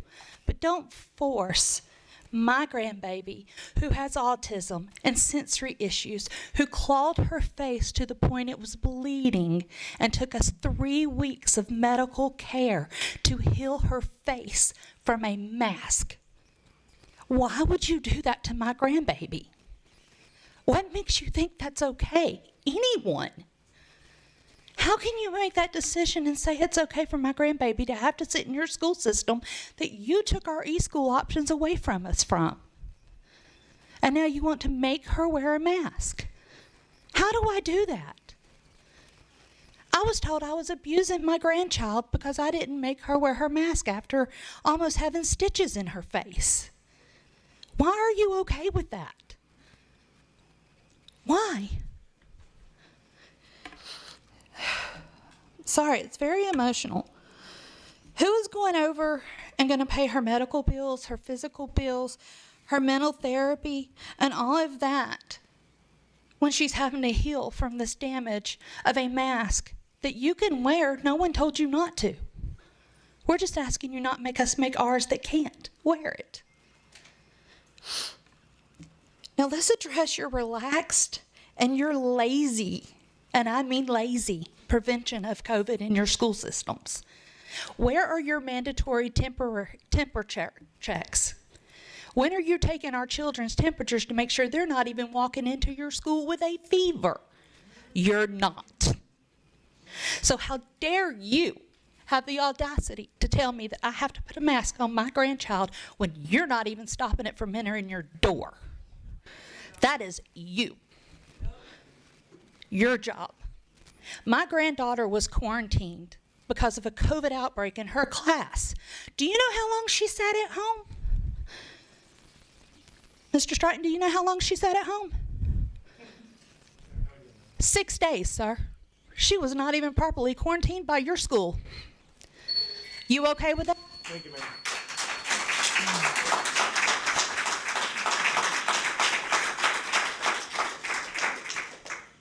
Pastor Jack Martin, Spring Hill. Hope these words are familiar to you. We hold these truths to be self-evident. All men are created equal. They are endowed by their Creator with certain unalienable rights. Among them are life, liberty, and the pursuit of happiness. To secure these rights, governments are instituted among men, deriving their just power from the consent of the governed. Folks, I'm standing here today at the last school board meeting I was at. I talked with the superintendent right over there after the meeting. I asked him, was any poll or anything done with parents to get the view? He said, well, some parents told me they wanted the masking to continue. I said, but did any poll get taken of all of the parents? No, it did not. I hear terms like the science.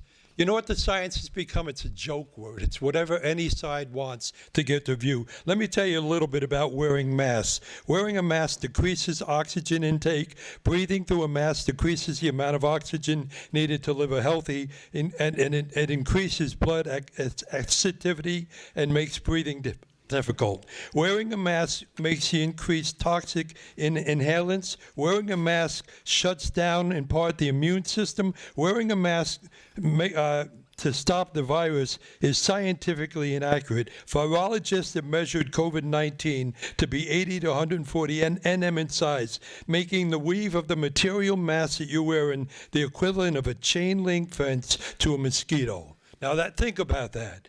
Now only the N95 mask comes even close to doing anything. This is what one doctor said. He said if you properly wear the N95 mask, if it's fitted properly, it will have some protective value. He said, but I have never in all my years outside of the hospital seen a mask fitted properly.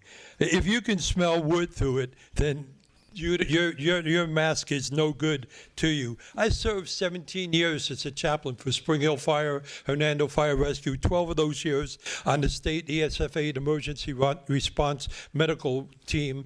I'm going to tell you right now, I have over 100 hours in critical incident stress management and post-traumatic stress disorder. You are creating an environment for these kids that are going to affect them in the years to come. That's on each one of your heads. So, and I want to say this, Gus, if you're still on the line, you're a friend, I love you, but I'm going to tell you today, if you vote to put masks on these kids, I'm running against you the next election.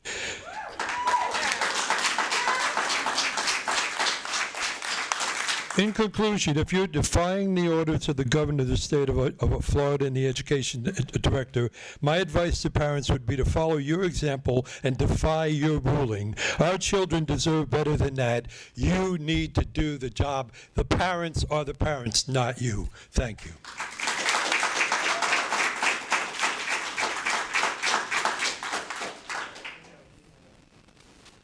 Hi, I'm Angel Shasky and a Spring Hill resident. I'm raising a grandson who happens to be 12. And last year I took my grandson out of your system and put him in a private school so that he could go to school without wearing a mask. And I would like to put him back into regular school. I don't want to pay for private school, but I really don't have a choice. And I'm hoping that you're going to make a decision that is good for everyone, meaning optional masks. If you want to wear a mask, go ahead, wear a mask. We have no problem with your freedom, none. You're free to do what you will with your body and your children. Now, as far as COVID and the spread of COVID, last year, my grandson attended school, a very small classroom with kids in the class. They went about their business without any masks. Nobody had any problems, and they're not socially distanced because the classrooms are large closets in my mind. So I don't believe that the masks are going to do anything for these students except for create something called PTSD, which I know a little bit about because I lost a daughter 8 years ago.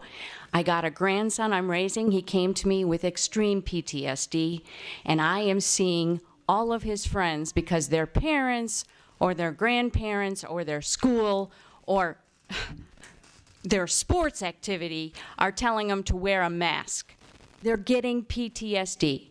If you don't know what it is, look it up because we have extreme PTSD throughout this system. I'm hoping that you allow our students to live a normal life. I see you on social media. However, social media isn't the place to be. It really is about here, us being together, our students being together, looking at each other, having an expression, having a feel, having a connection. You're breaking my connection with you by wearing a mask. I respect your right to wear it, but I beg you, when you meet me, please take your vitamin C, D, zinc, selenium. Let's talk about how we can really get rid of this, because there are ways we can address this in a school system. If we want to talk about health in the school system, we can address the health if you want to, but right now I think it's about learning. They're supposed to be learning the best way they can, and it's not with masks. And a little bit about some of the people who have talked here. I want to know, Japan, they found 2 batches of vaccines that are contaminated, thousands upon thousands of vaccines we have here. So I'd like to know, are our vaccines contaminated? They wear masks. They wear masks. Thank you, ma'am.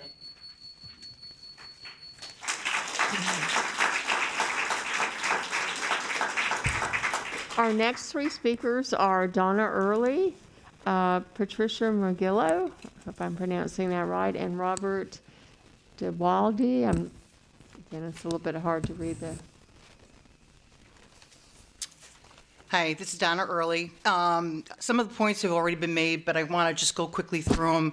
There's some key things to know, and that there's decades of some of the highest scientific evidence, which is done with meta-analysis and randomized controls that overwhelmingly conclude that medical masks are ineffective at preventing the transmission of respiratory viruses, including SARS-CoV. Those that are arguing for masks and are relying on low level evidence like observational or retrospective trials, you're not discussing the science. The CDC's published survival rate is now 99.99815%.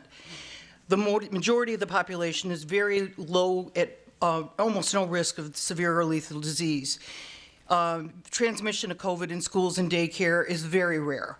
Masks worn properly are documented to cause harm. You're talking about, we'll go through some of them, but there's about 17 different ways you can interfere with the oxygen levels in the blood. You can adversely affect the respiratory physiology.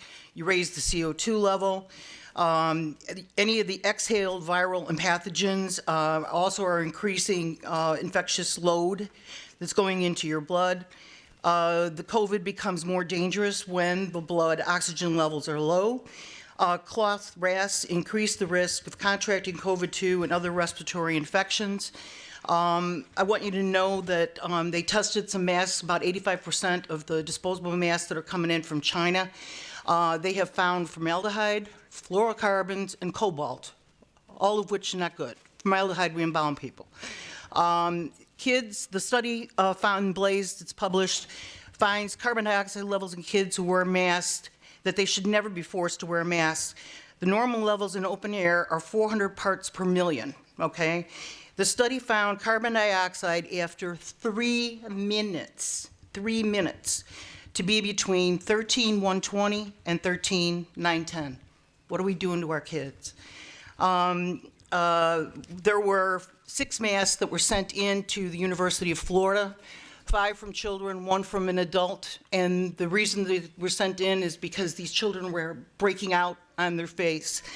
What they actually found at UF in Gainesville, half the masks were contaminated with 1 or more strains of pneumonia-causing bacteria, a third were contaminated with 1 or more strains of meningitis, a third were contaminated with dangerous antibiotic-resistant bacterial pathogens, and less dangerous pathogens were identified that can cause fever, ulcers, acne, yeast infections, strep throat, periodontal disease, and Rocky Mountain fever. So make sure if you're following the science, you're actually looking at the science. Thank you.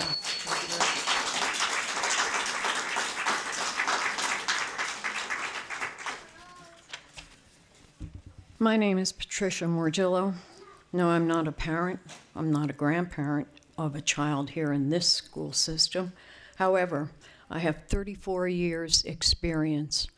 I have a bachelor's in science in American history and English and taught those so I can appreciate individual rights.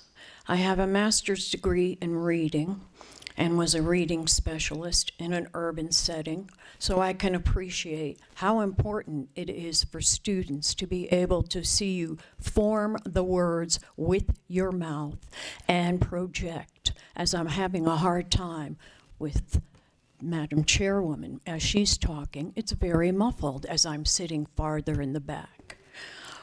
I have a 6-year in administration and leadership and was a principal in an urban setting at a large comprehensive high school, and then completed my career after 34 years by creating what they call schools of choice. This is about choice. I can truly appreciate the healthcare worker explaining what she sees on the front line. I can truly appreciate the mother that had to stay home because her child was quarantined. However, it's about choice, and it's about being supportive of your parents who are here to express what they feel from their hearts.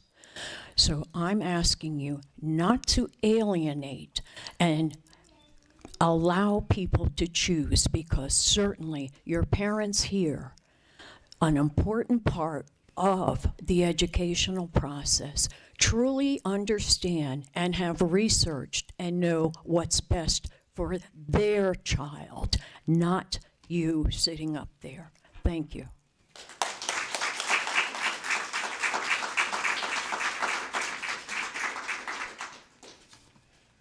Hi, my name is Bob Detweiler. I'm a Hernando County resident.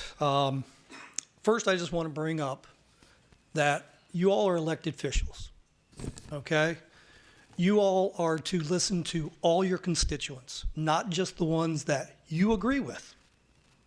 And that doesn't seem to be happening, okay? Whether you're liberal, whether you're conservative, okay? You are to listen to all your constituents. And that's not happening. Another thing, we're talking about masks, being efficient and working, okay? I don't see any of your masks that are efficient masks. The only one that I know of is an N95 used in hospitals, okay? And then when they go from one room to another, they have to change that mask. Are the kids going to be doing that all day long, changing masks? Have you all changed your mask 3 or 4 times today? Have you all washed them 3 or 4 times today for them to be effective? Because otherwise, all you're carrying around are germs, bacteria, pathogens, and viruses. So, and I've seen every one of you grab your mask like this, okay, and then touch something. You're spreading that virus around by just doing that, okay? Talking about deaths. Okay, I just did a little research last night. No parent should ever have to bury their child. That is a terrible thing. But we also have to look at stats and who are we protecting and how we're trying to protect. Okay, in 2019, the population for children ages 5 to 18 was 52,642,767 children. To this date, as of August 25th, in the United States, 313 children have died. That percentage rate is 0.006%. There's more kids that die on the road.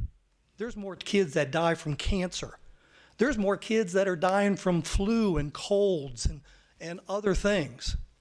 But yet you're going to sit there and put these masks on these kids and make them have a hard time breathing clean oxygen, which is what makes their immune system healthy. You're going to diminish their immune system. You get kids whose parents bring their kids to the hospital all the time. If they get a cold, let's get a B12 shot or something like that, and let's get them through it. That just reduces that immune system of that child. Kids. Thank you, sir.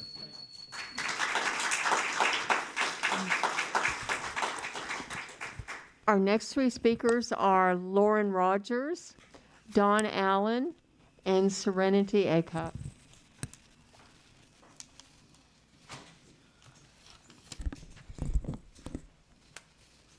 Good evening, everybody. My name is Lauren Rogers. I am a widow to a great, outstanding man from the 82nd Airborne Division. I am also a mother to 2 kids and a stepmother to 2 more.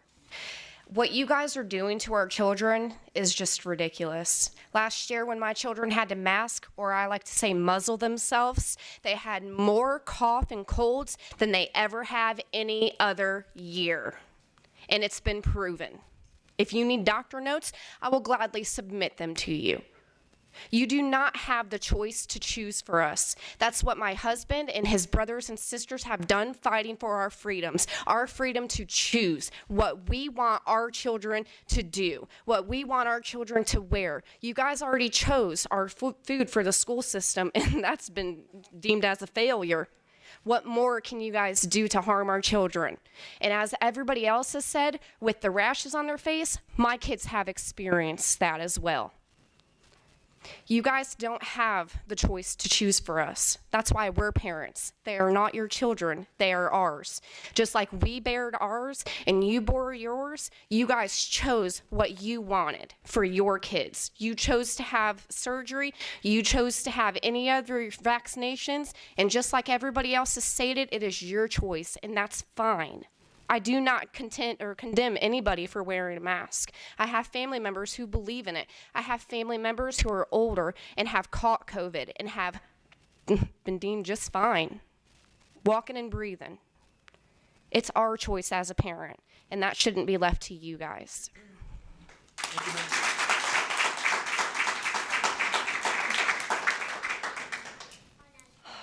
Oh, here we go again. If y'all were here last time, y'all heard me speak. I spoke about mental health. Please address the board. My name is Serenity. I go to WikiWatchy. But like I said last time, I spoke about mental health. Today, I'm here talking about masks because it affects us a lot. I've heard people talk. They don't agree with it. In the school, there is so many kids that don't walk around with masks on. And the ones that do, I have personally addressed and asked them why they choose to wear it. Not being mean, not harmful. And half of them have said because their parents make them. That's sad. And I've asked them, do they want to not wear them? And they say yeah.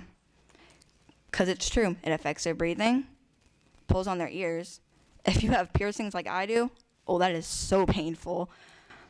And then another thing, actually, when y'all are talking, y'all don't think about how it truly, I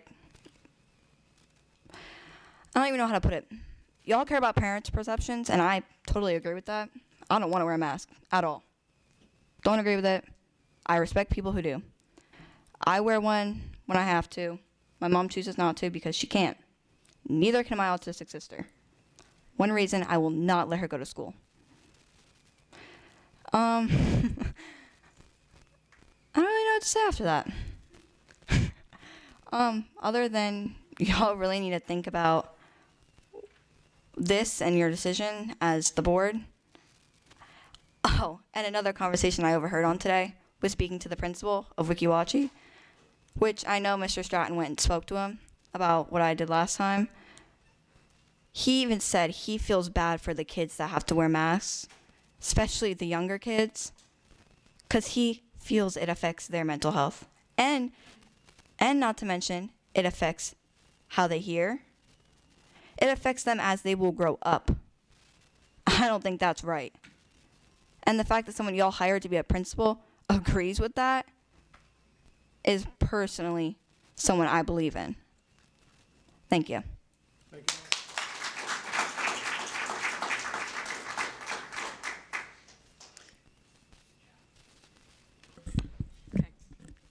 Hello there.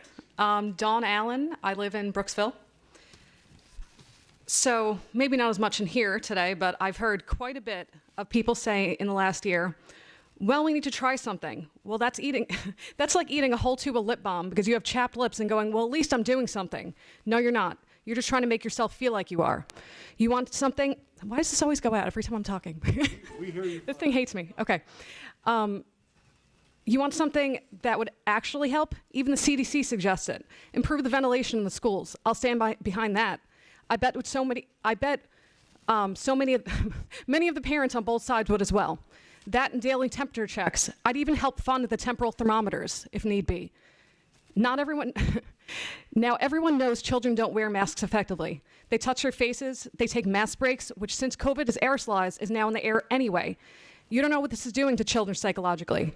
Which of you is going to pay for my son's psychological care? Masking last year brought his anxiety to a record high. He's 6 years old.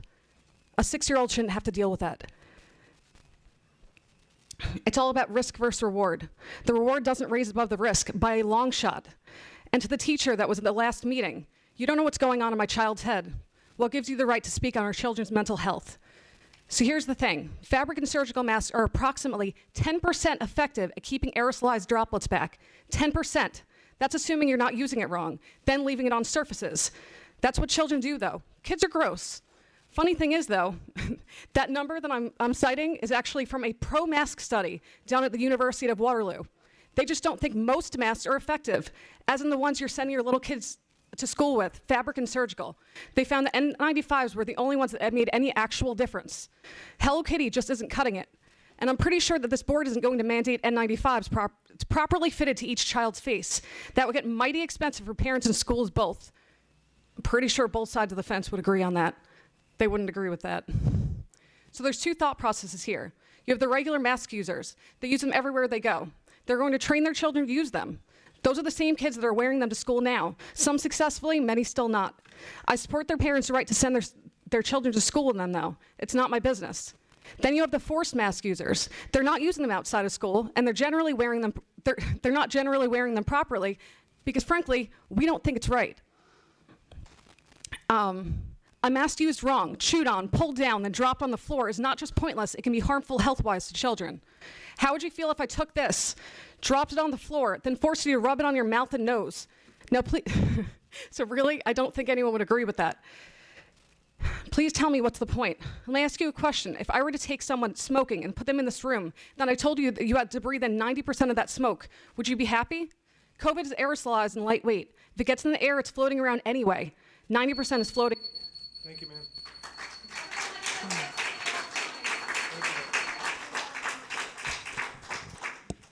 Our next three speakers are Sandra Aycock, and thank you for providing the research material, and Kimberly Maroney and Marie Middleton.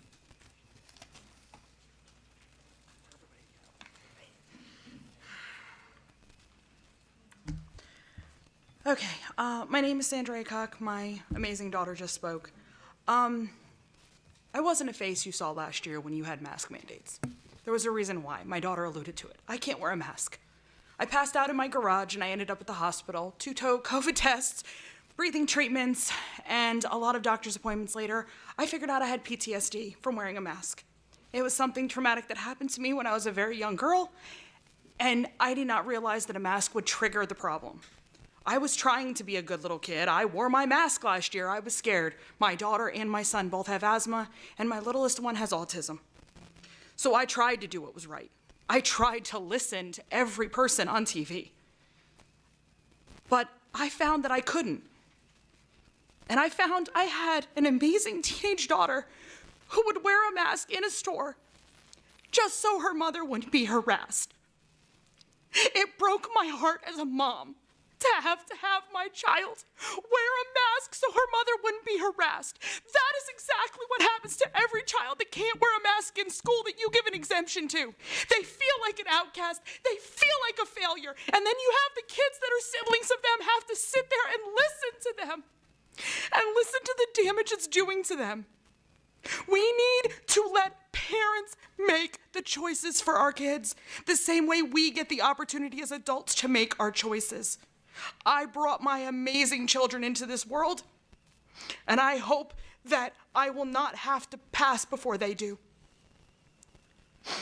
But I want you to think about the consequences of demands on people, because you have no idea the story that is unwritten that you haven't seen, the footprints in the sand behind them of what they are dealing with. You don't know any of it. You don't know it of these children. You don't know it of any of these parents. You don't know why one parent wears a mask and another one doesn't. My son has type 1 diabetes. My youngest has autism, and my middle one has a mental health problem. They each have their own issues. I don't love them any differently. I love them all the same because they are my special children, and God gave them to me to make decisions to help them become good, functional, productive members of society. And that is my job. It is not y'all's. It's my job. Don't demand things of me that you wouldn't demand of yourself, because that is not appropriate. It is my right, it is my choice to make sure my children are safe. I want to put my youngest in school, but with this fear, I can't. Thank you.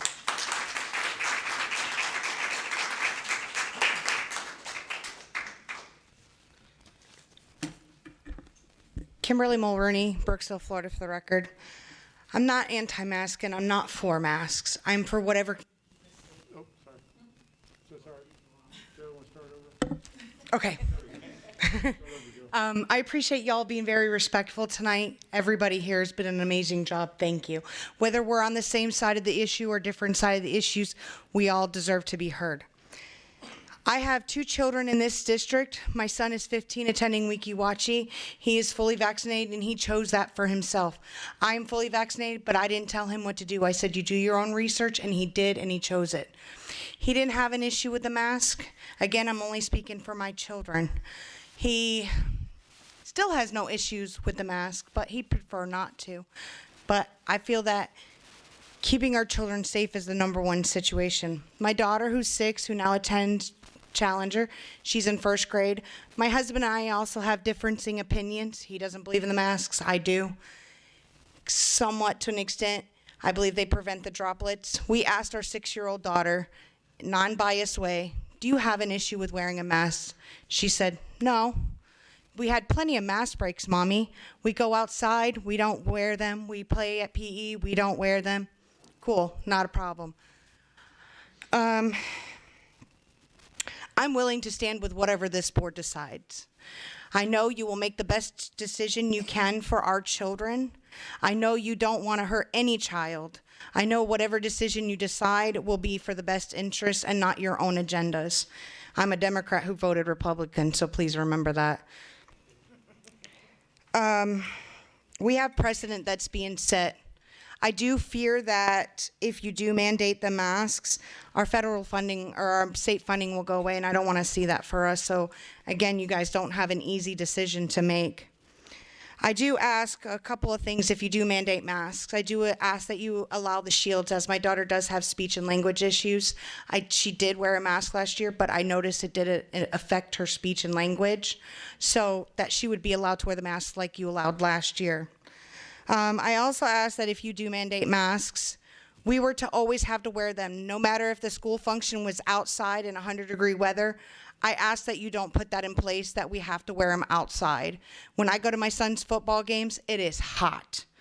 And I'm not even wearing a mask and I'm drenching sweat out there. So I do ask that you tweak that a little bit from last year. Again, also I believe in, if you do mandate the mask, that people are allowed to get their medical waivers. I do have a 3-year-old child that could go through Fiddlers, but I have not done that due to COVID. He is high functioning autistic, sensory issues. He will not keep on a mask, so I don't force it on him. So again, thank you for listening to all of us, and I appreciate everybody in this room being very respectful today. It has been a breath of fresh air. Thank you. Thank you, ma'am.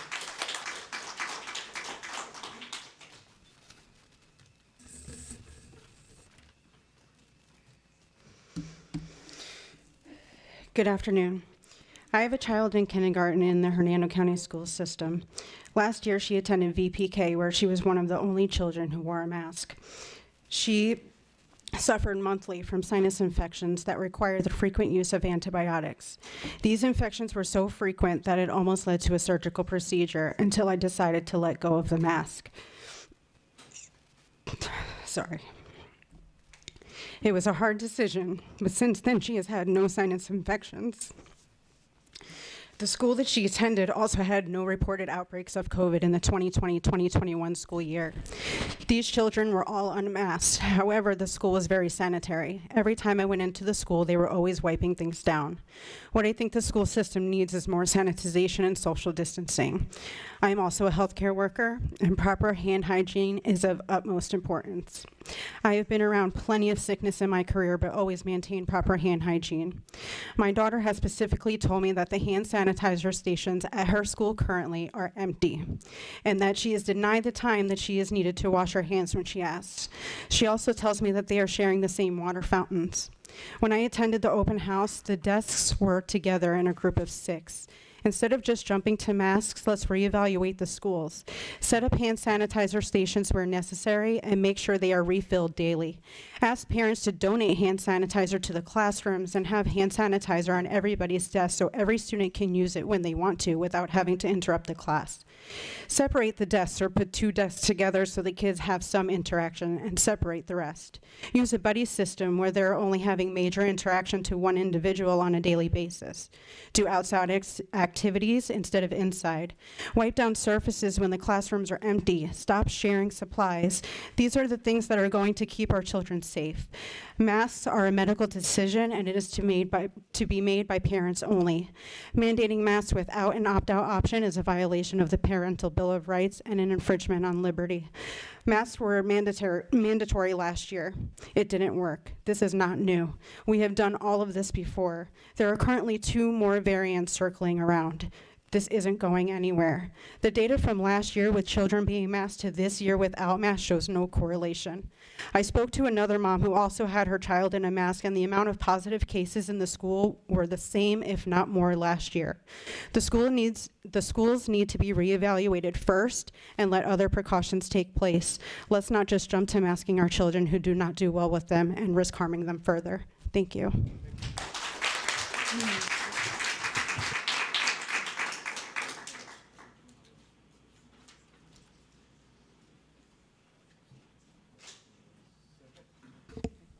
I want to echo the comments tonight about the decorum of everyone. I truly appreciate that. It gave us an opportunity to hear each speaker. We do have our last speaker coming up, and I'm saying that so the people outside know that to be ready.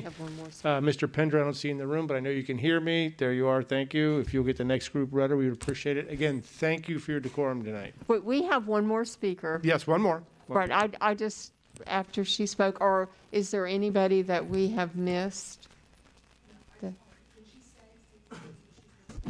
So we're going to have to ask everyone to clear so I have enough room for the next group that comes in after this next speaker. You'll have to fill out a form, sir. I have just left Jessica Gallenstein. Is that you? Okay.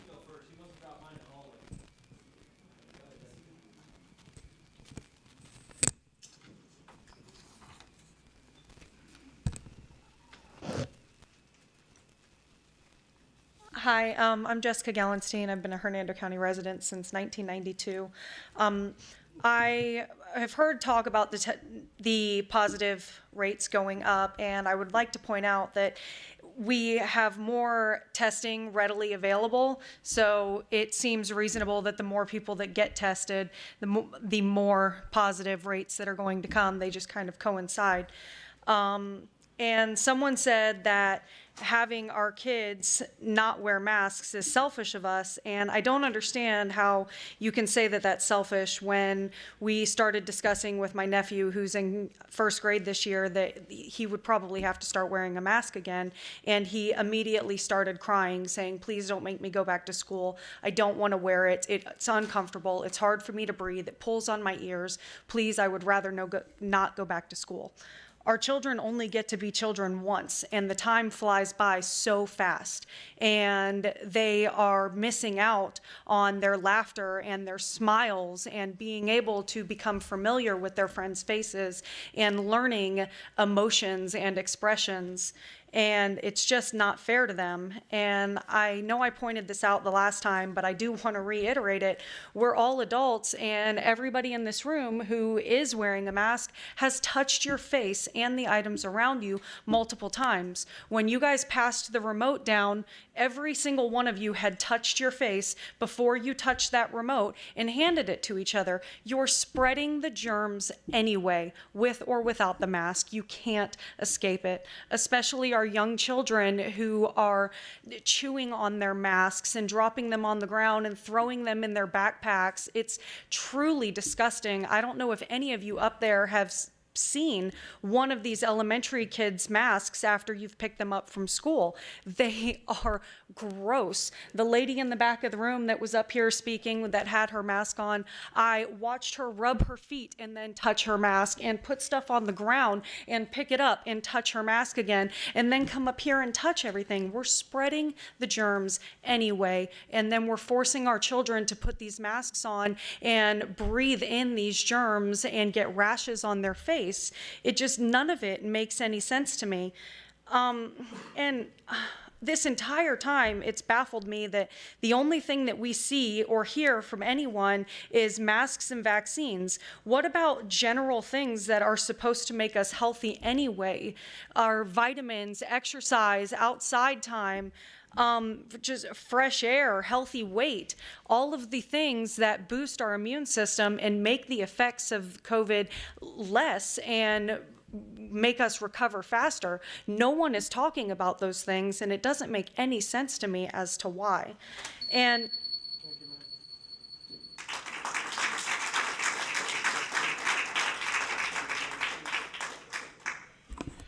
I'm just having a hard time like taking this whole thing serious, to be honest with you. I feel like I'm in a twilight zone. Like, why are we even here? You know, I'm pretty sure all of you've already made your decision.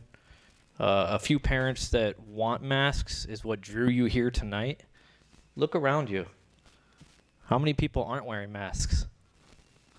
Right? So you're kind of the minority if you're going to vote that way. I'm going to yield the rest of my time to Twisted Sister.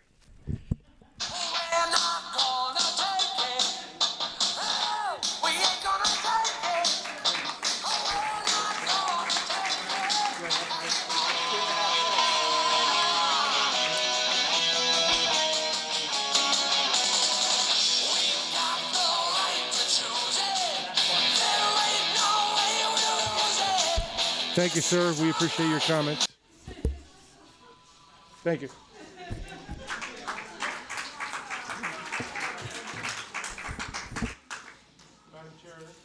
Madam Chair, at this time, if I could ask that we take a quick recess, and thank you again this evening, and we'll bring the next group in. I need you to draft the wording of what we're going to be voting on, which will be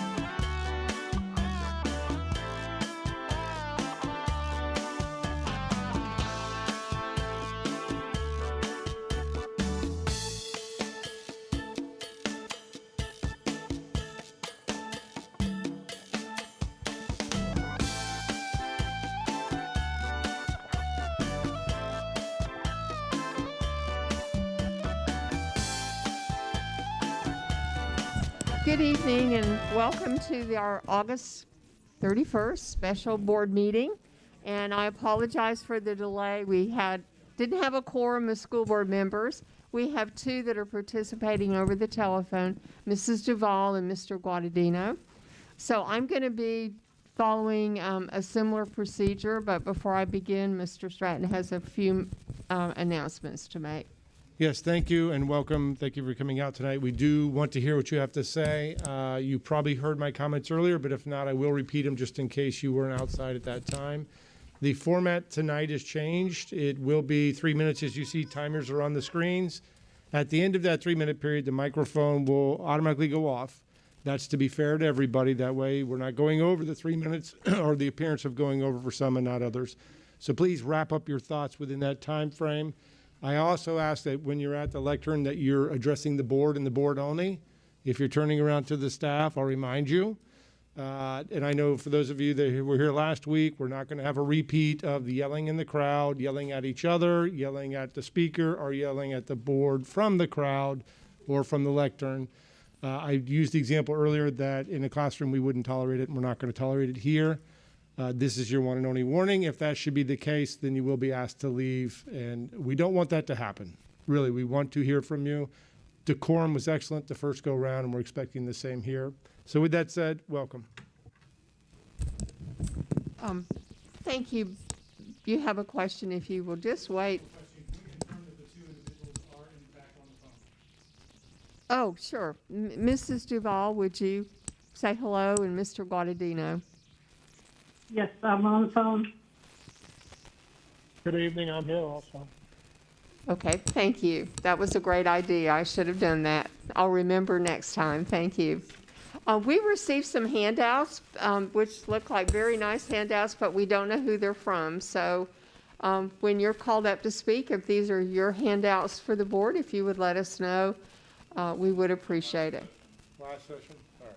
You think those from the last session? Last session. Oh, last session? Oh, okay. But you don't know who provided them? Okay. Perhaps they're listening now and they'll let us know. Okay, our first three speakers are Hallie Scioli and Thomas Scioli and Robert Christensen. Okay, sure.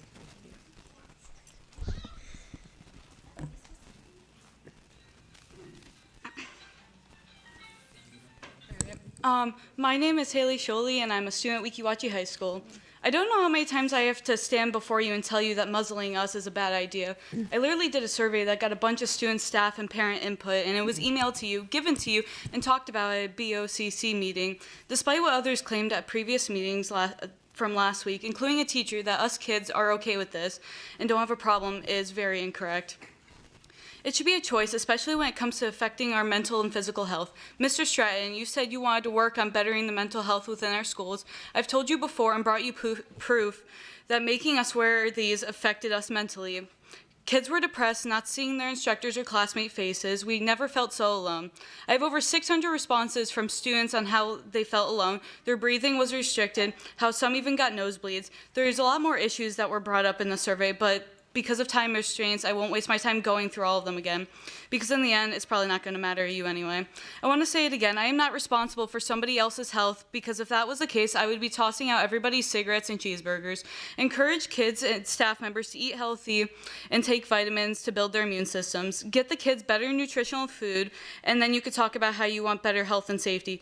Get off your high horses with your power trips and quit trying to break the laws. Set an example. Like my friend Alexa said, I am almost able to go to war and vote, but I can't decide what's best for me, neither can my parent. Sounds a bit like tyranny to me. I have younger friends like Serenity that recently spoke that look up to me, and I would gladly fall on the sword 1,000 times to protect every single one of them, including from the people that are supposed to do what's best for us but aren't. I promise you, if you implement a mandate, I will bring every single student against the mask with me, and we will not comply.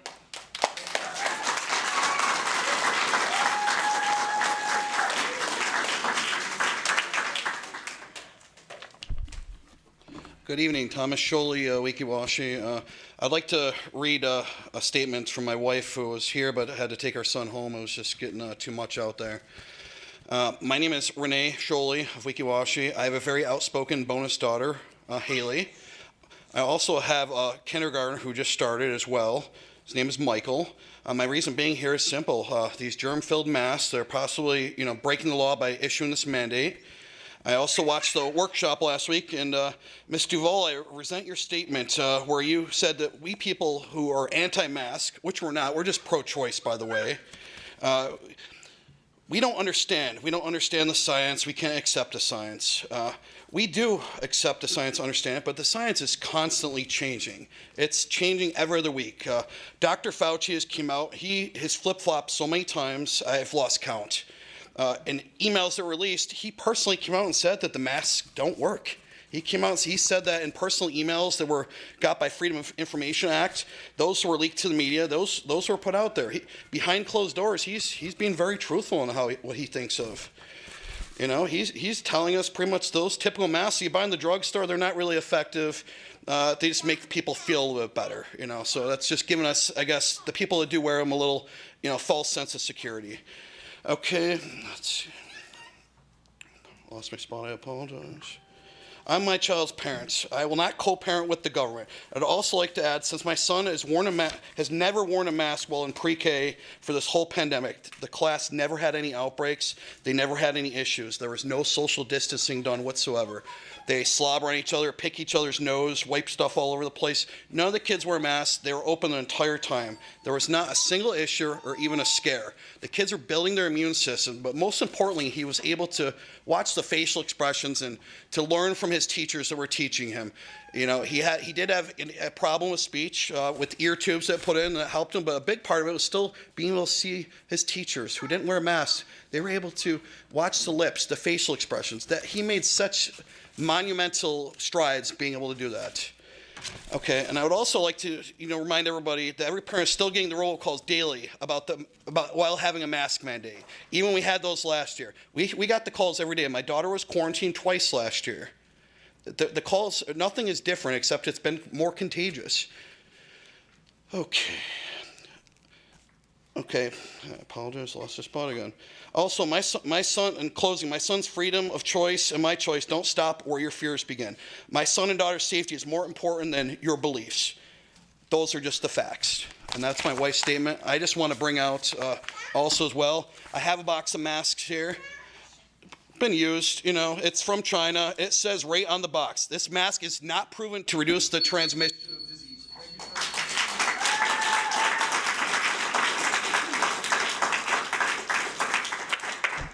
Hello, how you doing? My name's Robert Christensen, Spring Hill resident. I have a daughter in Explorer K-8. I'm here more so to address the board directly because tyranny doesn't come here from a foreign power. Tyranny comes to this country by elected officials overstepping their right that we delegate to them. We grant you the authority. We trust you. It's not your right to dictate to us. We tell you what you are to do. You said a few parents are the reasons why you've made this decision. Is this not opening your eyes to the reality? Have you looked at Australia? Have you looked at the UK? You have people in the streets by the hundreds of thousands fighting against this right now. You have a father of 3 in Australia who got his head blown off by the police trying to stop them from taking his daughter out of the house to force vaccinate. This is starting with a mask mandate. Then it's going to turn to, you need to get your child vaccinated to attend school if they're over 12. Then it's going to turn to, even if your child is homeschooled, you need to get this vaccination. And if you don't, who's going to come knocking on the door to make sure that happens? I really hope the American sheriff knows better than to violate their oath to the Constitution. And you, as the board, I hope are smarter than to start being a fascist dictator. That's all I have to say.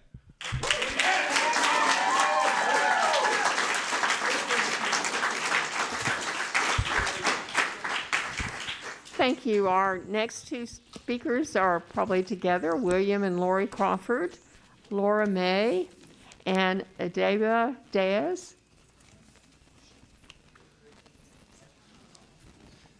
Hello, my name is Mike Crawford. I was born here in Hernando County. My parents went to Hernando High.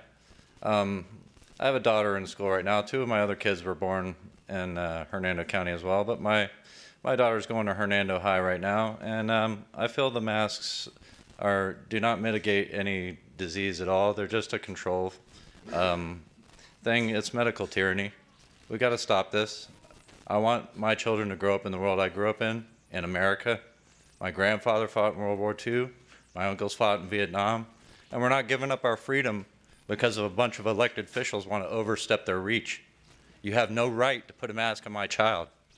She has PTSD issues, skin issues on her face. Are you guys going to pay for the medical treatments? No, you're not. So do not implement a mask mandate. Parents should have the choice to do what they will with their children, and we're doing the best that we can to raise our children healthy. But when you're putting a mask on my child, I've already done a lot of research. I know more disease and more problems come from wearing a mask than don't. And children are basically at zero risk of fatality from COVID. So this is just a bunch of medical tyranny and a bunch of stuff to take our rights away, and we're not going to stand for it, and you will all get voted out if this stands like this.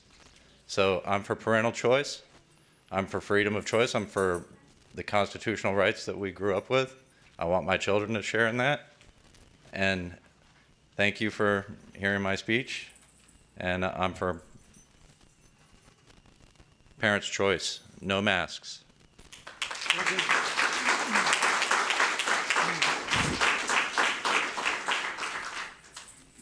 Hello, John. So I stood outside today and I showed up and I showed my support, and that's simply because I was curious as to what was going on here today. I have not been to any of the school board meetings, but I knew that I was a familiar face, and so I thought that I would show my face today. I come to you on behalf of a community member, somebody that you've seen before in the past, somebody who has received awards right here in this very spot for some of the community services that we've done. The reason that I've chosen to come and stand here and talk to you today, John, is because they know you for the politics, but they don't know you like I do. I know you because my mother is a school bus driver, and I know how hard that you fought for them. I know you because you increased the wages of our teachers who were not making enough money, and so people like my aunt were able to increase their cost of or increase the way that they had the ability to live. But most importantly, you raised the momentum and the morality of our schools. Though there were still mandates that were being passed down, and though they were still being forced to teach them as though they were taking a test and not for the individuals that they are, you did everything in your power to be the good human that you are. And I've had several conversations with you, and I've worked with you. That's why I come here today.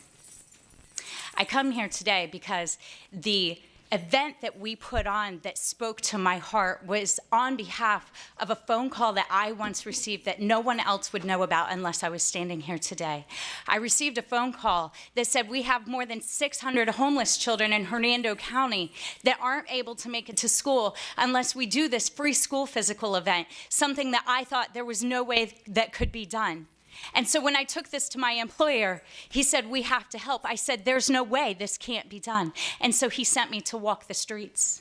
We had more than 10 physicians volunteer. We had physicians that own Access Healthcare show up to our event and service all of these children because every single one of them had the right to go to school. I know this because I know who you are, and that's why I have chosen to speak here today. So, John, I come to you today, not even planning to speak. I know many of your faces, but I am directing this conversation to you because you have been the leader of the pack. I respect you, I love you, and I have to tell you that I am praying for you every day. I put your name on the prayer list at my school, at my church, and we have entire church bodies in Hernando praying for you, and we are simply asking for a mighty move of God in this place. We are asking for our freedoms, and I am asking you to go down inside of you. That individual who led up this entire renegade where somebody said, homeless children have the right to go to school because that's your heart, that's your program, and that's what you brought to Hernando County that nobody else knows about. I thank you for your time, and know that I would pray for you to be able to sleep, to be able to live, to breathe, to Thank eat. you. I pray for liberty. I appreciate it.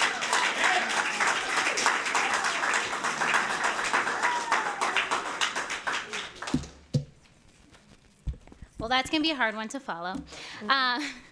I'm Adiba Diaz, and I have 3 kids in the school. One has an IEP, one has a 504, and I'm currently about to do a MTSS meeting for the 3rd to have an IEP. So I was here last week, and I was here around 5 o'clock in recognition of my middle son with an IEP for the reading camp that you're recognizing them for passing. Something that no one's talking about is all the kids that are failing. All the kids that you guys are failing with all this COVID protocol. All the quarantines that you're forcing kids out of school. In our location at J.D. Floyd, 3rd grade, there was only 2 kids who passed. Only 2 kids who passed that summer reading camp. We did not talk about all the kids who failed. And do you know why they failed? I even had the teacher who was teaching my son say, I am a public school teacher, but my kids are homeschooled. That program that's normally like, 9 weeks or something that they have to try and pass this iReady, that program's normally 9 weeks. It was 4 weeks. You expected these kids. I let the principal know I will raise hell if you fail my kid. My kid will not fail for your shortcomings. So, even though I disagree with the mask, my kid will not wear a mask. All 3 of them, I will poll them. They will not wear a mask to school. I wanted to come and talk about quarantining. So let's talk about some real facts. You guys want to talk about all the numbers of positives? Positives are a good thing. You want positives. You want kids to get the virus. That is how you build immunity. So some real facts. In Hernando County, as of August 18th, we have had 481 deaths. There is over 200,000 residents. That is less than a 0.2% of people who are dying who contracts this. And as of that number, it hasn't been adjusted again. It was as of June 3rd. There has been 0 deaths from the age of 0 to 15. 0 deaths. And we're sitting here talking about mask mandates and quarantining our kids and stopping them from an education. What happened to our kids' rights to an education? So 1 death between the age of 15 to 24. 1 death. So between the age of 0 to 24, 1 death since COVID started as of June 3rd. Oh, okay. Okay, and in all of the United States, because it's really hard to find a current breakdown, so I looked up, in all of the United States, between the ages of 0 to 17, since the beginning of COVID, there has been 361 deaths in the whole United States. That is not enough to force our kids to wear a mask and to force our kids to stay home for it's limitless. How can you tell me quarantine is limitless? How can you tell me if my kid doesn't have a vaccine that they can keep staying home? I don't understand. 2 times my kid has been quarantined in middle school. If it was up to date and they weren't like behind, my kid would have missed more school than he was in school. How is that justice? How is that the safety of our kids? Okay, I think that's it. Thank you, ma'am. Thank you, ma'am.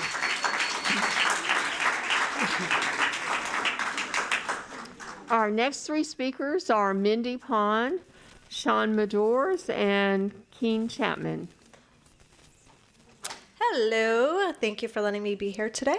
I worked in the Hernando County school. I'm not going to mention what school, but for 4 years I worked in the cafeteria. If you guys cared about our kids' health, you would change the food first and foremost. It is disgusting.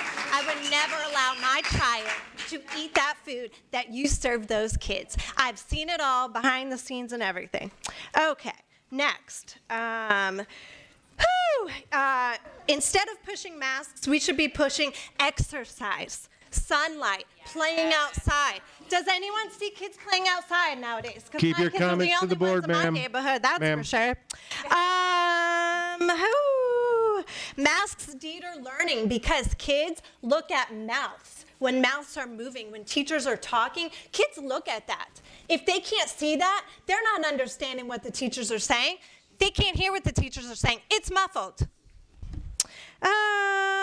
Masks are mentally, emotionally, and unhealthy for kids to wear. Children do not wear masks on the weekends or in the evenings. They go everywhere. They go to sporting events, out to eat, birthday parties, summit, everywhere. These kids go everywhere with no masks. So what's the point of them wearing masks 7 hours a day at school? It's not going to stop COVID, because we know the masks that the kids wear at school don't stop COVID. Okay, I've interviewed several people, teachers and students that go to Hernando County schools. This teacher has been teaching over 20 years, not going to give her name. She says that masks prevent me from building my immunity. It is causing me to hit hard when I do get sick because I've been wearing the mask and it lowers my immune system. I don't think it's healthy to breathe in your own breath all day long. Same for the kids, but it's their parents' choice, and I respect that. I want the same choice for myself, to mask or not to mask. That is our right. Okay, another teacher, over 20 years teaching. As a teacher, I was frequently getting headaches, out of breath, and difficult to project my voice. Students, they're annoying. They keep falling off your face and falling on the ground and falling into toilets. I don't know if anyone's seen that. Kids actually pick their masks up out of the toilet and put it back on their face so they don't get in trouble. I get a headache from wearing my mask. It restrained my breathing. These are all different students. It restrained my breathing and it made my face acne worse. Barely able to talk or to talk to people with my mask on because they don't understand what I'm saying, and I don't understand what the teachers are saying when they have one on. Another student, I got hot with my mask on at recess. Thank you, ma'am. Yeah, our school, they have to wear masks. Thank you, ma'am.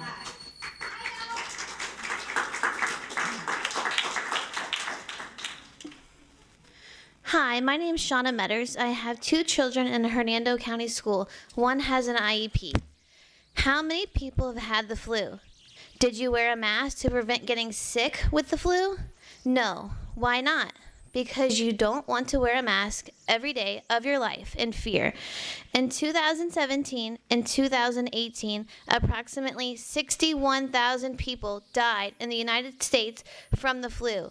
Were masks mandated in schools that year? No.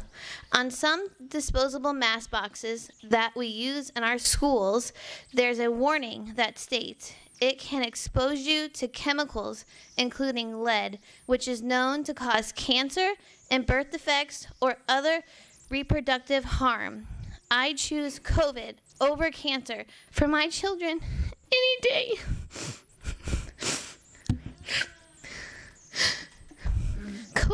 COVID isn't going anywhere, wearing a mask or not.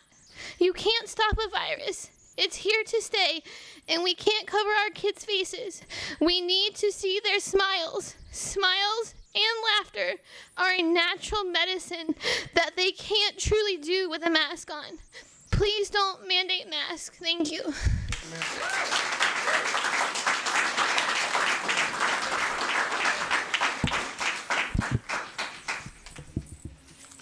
Hi, my name's Keen Chapman. Today I would like to discuss a topic that many of the students who spoke today who have raised. That is human connections in the current epidemic of loneliness we are experiencing in our society. Cloth masks and surgical style masks are ineffective at stopping the spread of a virus. This fact is not contested. We have known this since the Spanish flu. We now know the reason for that viruses are very small, and that trying to stop a virus with a cloth mask is like trying to stop wind-blown sand with a chain link fence. But even if this was not true, and these masks were demonstrated to be effective in stopping the spread of a virus, I would still be wary of mandating the masks. The reason for this is that masks dehumanize.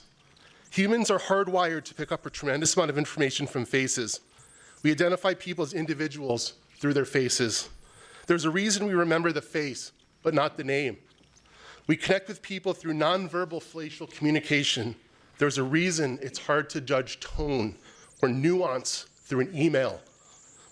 I do not want our kids to miss out on these human connections. I want them to identify individuals as distinct human beings with their own identities. I want our kids to connect with a disarming smile that puts one at ease. The joyous smile while celebrating. The wry smile when the joke falls flat. The sorry smile when we offend. I want our children to connect with the quivering lip that comes with sorrow, the downturned lip that communicates disapproval so we can adjust our behavior, or the crooked grin where we are confused so we can receive clarification. Through these connections, we're made aware that we're not alone. Obviously the shutdowns have led to an increase in loneliness, but haven't we each experienced similar feelings of loneliness when surrounded by a group of all of us in masks? Or how about when only we are forced to cover our own faces? Masks have contributed greatly to this collective sense of loneliness. For these reasons and more, I would be wary of mandating masks, even if there was evidence that these masks are effective in preventing the spread of a virus. Fortunately, we do not have to choose between stopping the spread of a virus and dehumanizing our children, as there is no real evidence that mask mandates help stop the spread of a virus. Thank you, sir.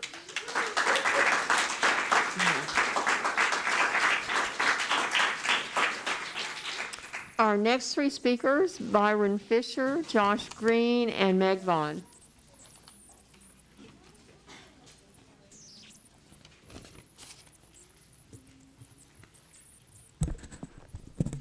Hello, my name is Byron Fisher. I moved here about a year and a half ago. We moved here from Colorado, where you don't have many choices. There is no in-school teaching. We were so happy that our governor here said that we would have in-person schooling. We were very happy to hear that our governor said that there would be no masks this year. Our children were happy about it, and my 6-year-old's having the best year of his life so far. He's loving it, and along that, we had a birthday this summer. Our kids were out at a restaurant. They saw other children and had no idea that they were even in their class because of the masks that they wore. They didn't recognize them. People should follow the science. The science says that these masks don't work. The science also says that that gesture you use is called posting. Psychologists say that that means you've got a superiority complex. Do you believe that to be true? I don't know. But I'll tell you what. You guys are getting ready to step on parents' rights. Parents should make the choices. Your science that you guys believe in so much has led us astray. You cannot stop a virus as much as you can stop a hurricane with a wall. It must wash over us so that we have herd immunity. People will be lost, but not our children.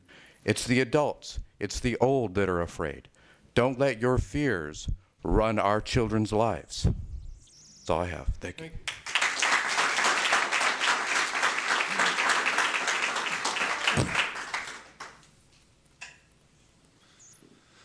My name is Josh Green. I have 4 kids at Central High School and one at Powell Junior High, one of which is a senior. We recently moved here from Tennessee, and I'm not really impressed with anything I've seen at any of these schools. I'm just straight up, when your daughter is a senior in high school and wondering if she's going to be able to run track, to have a senior prom, and you guys want to mask kids, you don't have that right. And nobody has that right.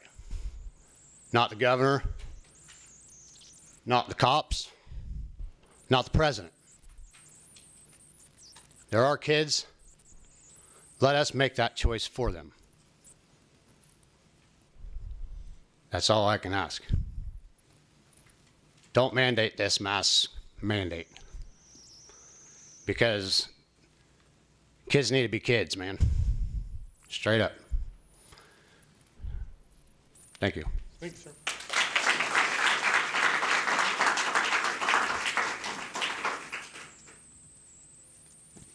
Hi, I'm Meg Vaughn. I live over in Brooksville, and we have 5 kids, 37 to 15. My last one is a sophomore at Hernando.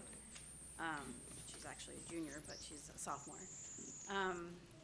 We've also had about 30 foster kids come through our home, so I know a lot about kids.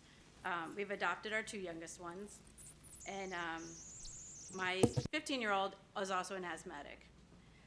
Last August, when she was going to go to school, she was told she was going to have to mask up. She can't breathe through these masks, so we got a script from the doctor who said, yep, she sent us the script not to wear the mask, but she was told the school said, you were going to have to wear a mask anyway. She opted to stay home. She hated it. She missed her friends. She wanted to be with her friends. So our pediatrician, it's been a rule since my 37-year-old, when you get your kids home from school, have them strip their clothes, put them in the wash, and have them take their shower. That has just been a normal thing for us. Why? Germs. Germs are all over their clothes from school. Kids are sick. I always say every year, oh, they're sick again. School, darn it. Because every year the kids get sick. I actually have my 15-year-old home right now. Why? Because we thought she had sinus infection. We take her to the doctor. She gets a sinus infection all the time. They swab her nose. Oh, she has COVID. I don't think she has COVID. She has the same exact symptoms she has every year with a sinus infection. So anyway, she's home getting a Z-Pack today. So the germs, you want to put masks on their face. My pediatricians tell us strip their clothes, put them in the wash, get rid of them. Now we're gonna have a mask on our face, breathing all day long to all those germs that get on their face. And I don't think my daughter will go to school, she has to wear a mask. But you've got germs constantly on their face. They touch everything. And so I don't know what kid doesn't touch everything. They touch everything, they're touching their mask, they're putting it, changing it, picking it up. If you mask watch, you'll see all the adults doing it too. They're all touching their mask. Now you're breathing those germs constantly for 9 hours a day. And you get home, you already got those germs inside your body. Masks don't work. So I'm just thinking, if you are going to force them to wear masks, will you be supplying the masks? Because I think they all need N95 masks and they should be changed every 30 minutes. You cannot wear one mask all day long. That's disgusting. It's filled with germs. So that would be pretty expensive to get N95s for all the students to change out every 30 minutes, plus their bus ride home. If you're gonna make us wear the masks, you're gonna pay for college educations too. I know my oldest went to UF, got 4 degrees, including her doctorate. Gets pretty costly. I also have 4 grandchildren, and my grandchildren, I'm always telling them, speak with the tip of your tongue and teeth. Because when they are 2 years old and don't speak, you want them to speak properly. Thank you.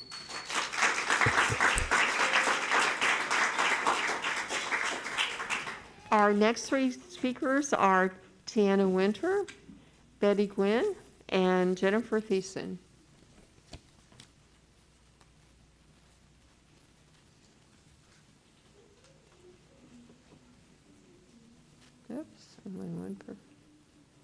Hi, I don't know where the other ones are. I'm Betty Ewan. I'm from Brooksville. Can you fix the microphone? Sure, sorry. Thanks. Is that better? Yes. Okay. Betty Ewan, I'm from Brooksville. I've been listening to all these people talk, and I'd like to congratulate them, especially the young girl that was there. It's great to see such passion in young people. I'm 70 years old. I've been a registered nurse for 47 years, critical care. I believe that parents should have rights, but I think that we need to teach our children what we were taught. We were taught to respect other people. If somebody is sick, go and help them. If somebody can wear a mask, fine. If they can't, fine. My granddaughter goes to Parrott. All 3 of my children went to school, Hernando County. My granddaughter is in Parrott, and she has been vaccinated because she's 12. She does wear a mask in school. Is she happy about it? Not really, but you know what? She says, I know, Grandma, that some kids get sick easy, so I'm trying to think about them. And that's how I'm trying to raise my children and grandchildren to be considerate of other people. I'm not saying these other people aren't. I think they have perfect rights because these children are our future. We need to do what's best for them. But when kids are taken out of school, like that other lady said, they can't learn. I mean, I see the school year as a debacle that we're not going to be able to teach the kids. I would not want to be in your place because it is very hard. I know that as a critical care nurse, I have worked with patients on ventilators, and you have everything, and you're trying to do everything you can to save patients. And we have been through code blues, but nothing like it is right now. And yes, these are not children that I work with, but there are children that do get sick. Yes, they're a very small minority, but you know what? Percentages and statistics don't mean a hill of beans if your child is the 0.01% that died. Does not. I would hope that we would get better air systems in our school, which I talked about one time. I wish we would have more teachers so we could separate kids out, especially the little younger ones that can't get a vaccine. I've got a 5-year-old great-grandson. He can't get it. The study that the Brown University study that was done by our governor, she said, yeah, kids can go without a mask, but every adult person was vaccinated that was around them, and that was in England. Great, because I don't like kids wearing masks either. Nobody does. I don't. I'm a nurse. I'm used to wearing it. But in public, no. I believe in good mental health. I believe in good nutrition. I believe in science. Thank you, ma'am.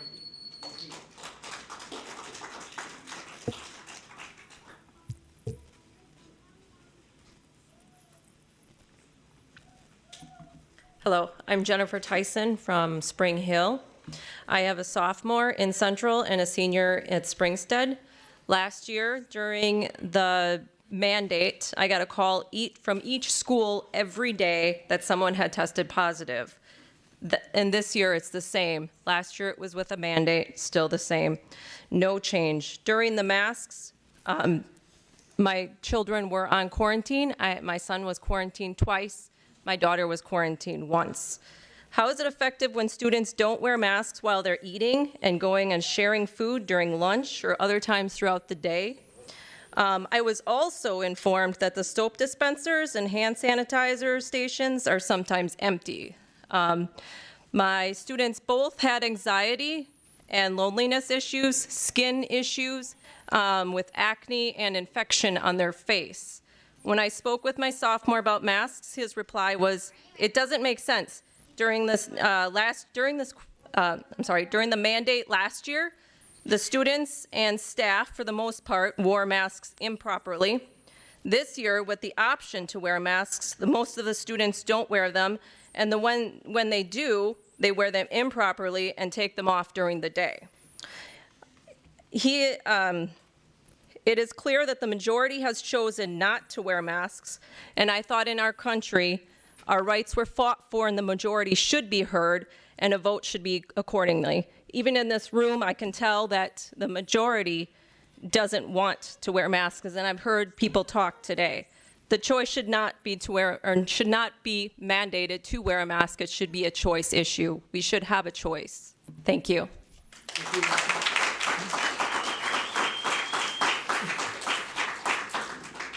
I just wanted to check to see if Tiana Winter was here or came back in the room. No. Okay. Our next three speakers are Suzanne Fletcher, Sean Stoll, and Michael Stoll.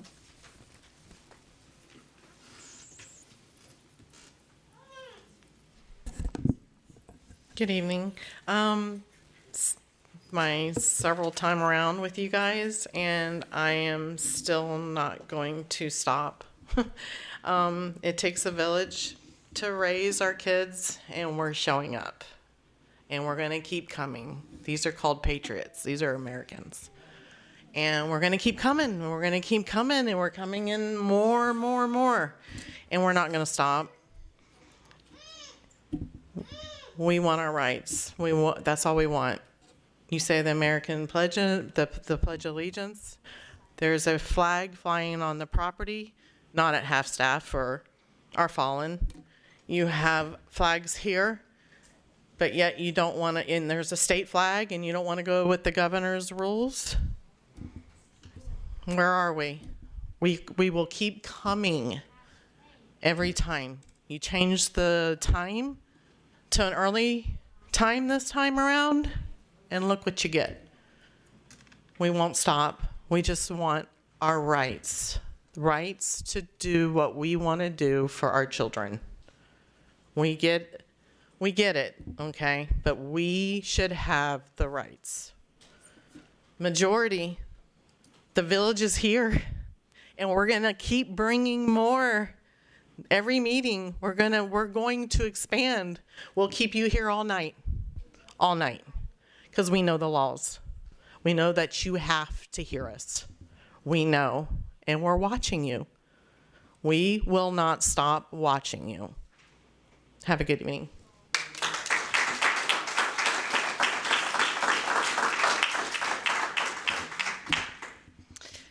Sean Stoll. So you have heard many opinions, and it's great that everybody that's come has had the right to voice their opinions. Everyone except you, our board members. While you are in the course of your duties, your personal biases do not count. While acting in your official capacity, it is your duty to uphold the Constitution, the laws of our state, and the will of your constituents. At the last workshop, Gus made the comment, and I quote, "I would like to see a very hard-pressed movement to really let parents know what's going on before we take that action and see if they'll step up to the plate by themselves without us forcing something down their throats." Nice. With that comment, it's not a far stretch of the imagination to think that this board could vote to enact a mandate in defiance of the governor's executive order protecting parental choice. Even if the executive order does not hold up on appeal, parents' rights over the state's interests are protected under the 14th Amendment, U.S. Code, and state law. 14th Amendment, SCOTUS case, Troxel v. Granville, 2000. The interest of parents in the care, custody, and control of their children is perhaps the oldest fundamental liberty interest recognized by this court. Parents' fundamental rights to direct the upbringing and education of their children has been repeatedly recognized and protected by SCOTUS. When creating the Department of Education, the U.S. Congress enacted statutory law 20 U.S. Code 3401, Part 3, that states parents have the primary responsibility for education of their children, and that the state localities and private institutions have the primary responsibility for supporting that parental role. Those sentiments are seen in the Florida Parental Bill of Rights, Statute 1014.02, Part 1. The legislator finds that it is fundamental right of the parents to direct the upbringing, education, and care of their minor children. The Constitution, the U.S. Code, and the states all agree in the protection of parental rights. When voting, I hope that you, in kind, protect our parental rights to allow us to choose what is best for our children. Thank you.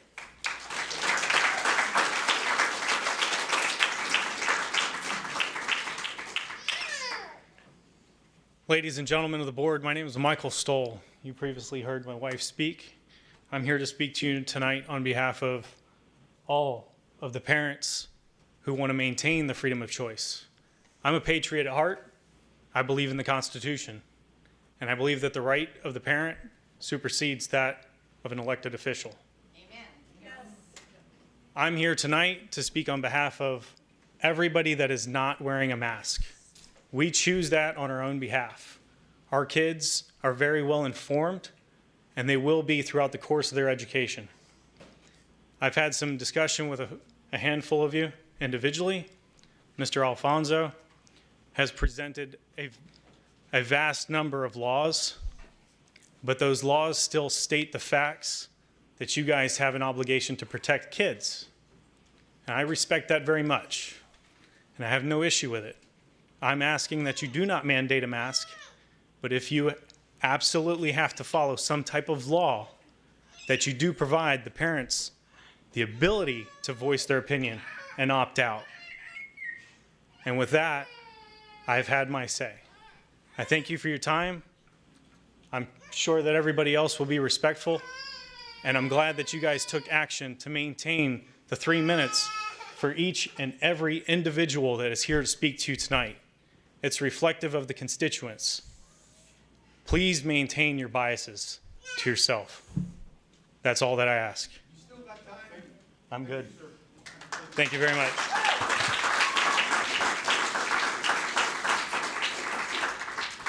Our next three speakers are Roger Sargent, Kirsia Bailey, and Anthony Krolik. I hope I'm pronouncing that correct. Oh.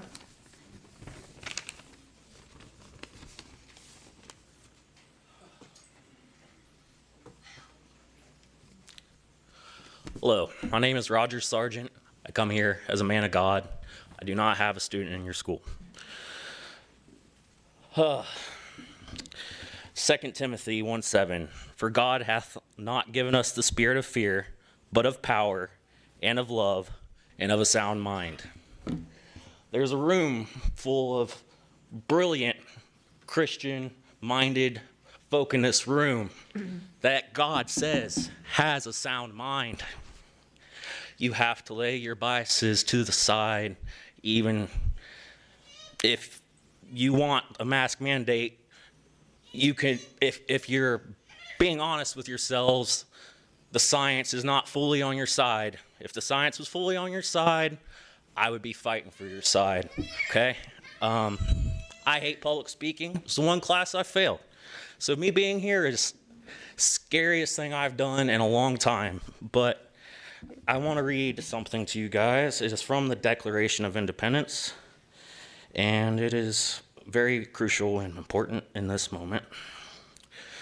When in the course of human events, it becomes necessary for one people to dissolve the political bands which have connected them with one another, and to assume among the powers of the earth the separate and equal station to which the laws of nature and of nature's God entitle them, a decent respect to the opinions of mankind requires that they should declare the causes which impel them to the separation.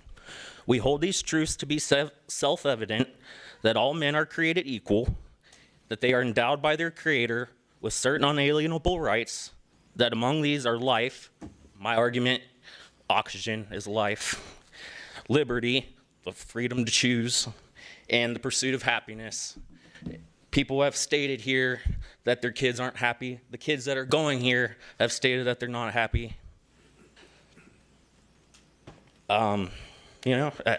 This is what our nation was founded on. We can't leave what we were founded on just because our political team wants something. We have to stand for items, item by item, and not just team versus team, okay? I'm going to continue. That to secure these rights, governments are instituted among men, deriving their just powers from the consent of the governed, that whenever any form of government becomes destructive of these ends, it is the right of the people to alter or to abolish it, and to institute new government, voting you guys out if you don't follow your hearts, and I pray to God that you guys are listening to your hearts in this moment, laying its foundation on such principles and ignoring and organizing its powers in such form as to them shall seem most likely to affect their safety and happiness. Thank you, sir.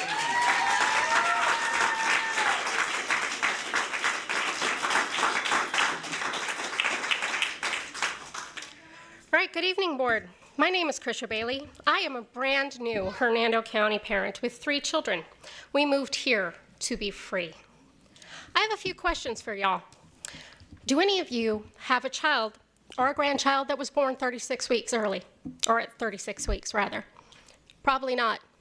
Do you have one born at 35? How about a 24-week, 1 pound, 6 ounce micro preemie? Do any of y'all have any of those running around your houses? Because I do.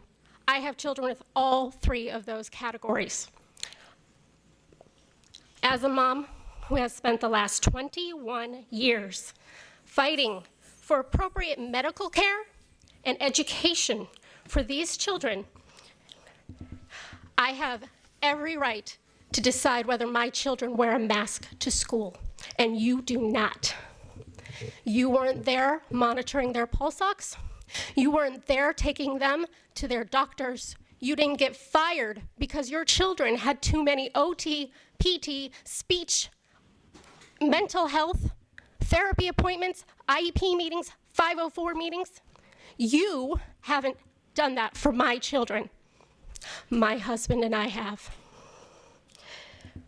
You have not earned the right to make medical decisions for my children. You haven't earned the right to make medical decisions for any child in this county. Even Vladimir Putin today said that he cannot force people to wear masks in Russia. Are you less pro-choice and liberal than Vladimir Putin in Hernando County? Do we need to move to Russia for our children to breathe free? If that's so, my grandfather that I go to bury with military honors next week is rolling in his future grave. Parents still have the right to make medical and educational decisions in this country. That's our job. Making sure that schools support us as we parent our children is your job. Do your job. Allow parents to choose, or we will choose to replace you. We do not consent.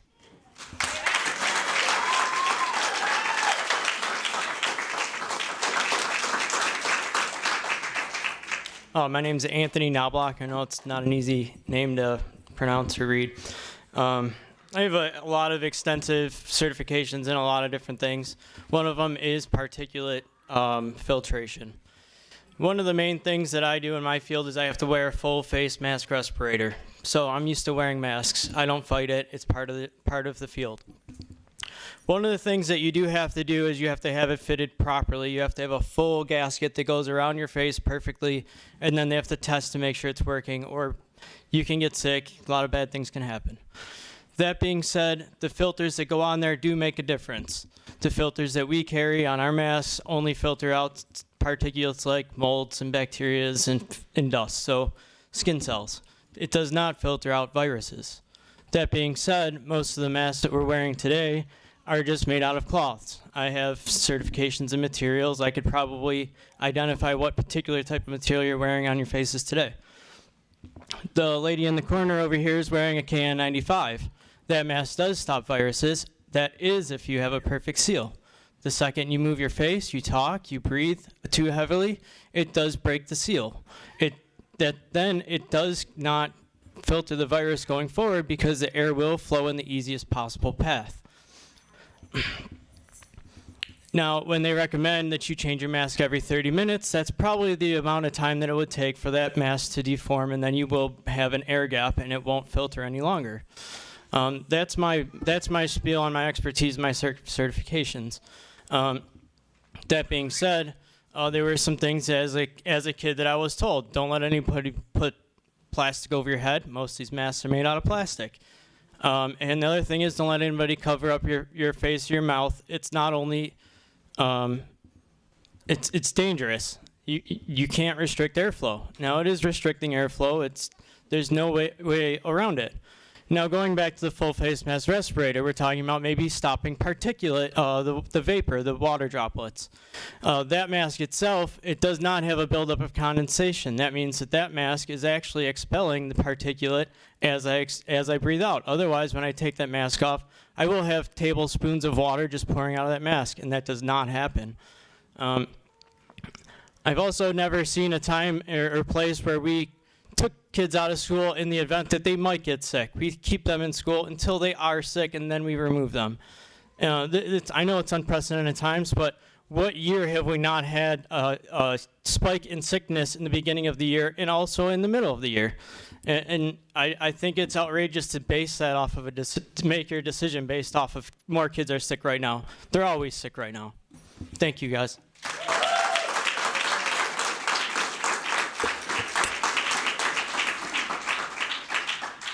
Our next three speakers are Margaret Cervantes, Sheila Asdale, and Monty Floyd.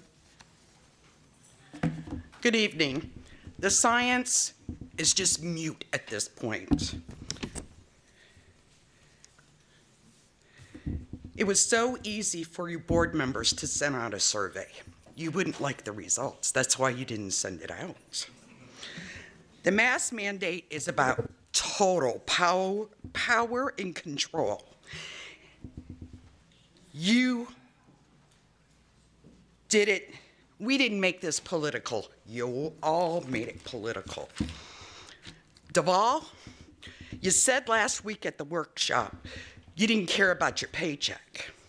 $38,532 plus benefits, pretty good for a part-time gig. Currently, you have $0 in your war chest for re-election. Evan and Floyd are running against you. Maybe they will come together because you're gone, Duvall, come 2022. Now, Hatch, I watched you at the workshop last week. You literally were giddy that the parents would have to wear a mask in this meeting. Duvall was at the top of my list, but you've replaced her. Hatch, you're gone come 2022. You got $3,000 in your war chest alone to yourself.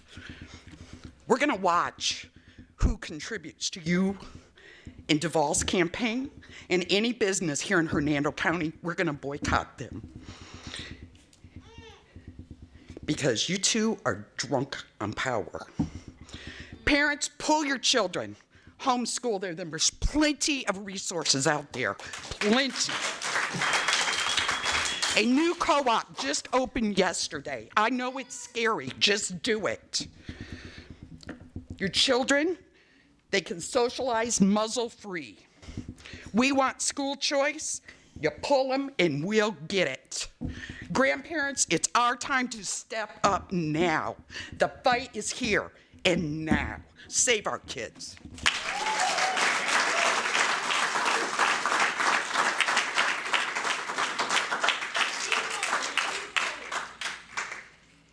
Hello, my name's Sheila Van Astel, and I have 3 children currently in the Hernando County School District. I'm basically, didn't even know the lady, but I'm glad I'm following her because that's pretty much along my point of you need me, I don't need you.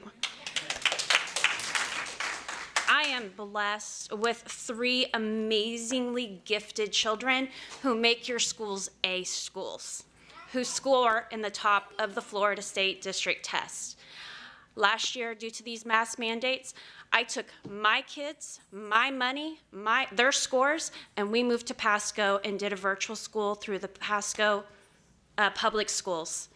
I will continue to do that if you make this mask mandate because I am not a victim and you don't get to choose what's right for my children. Thank you.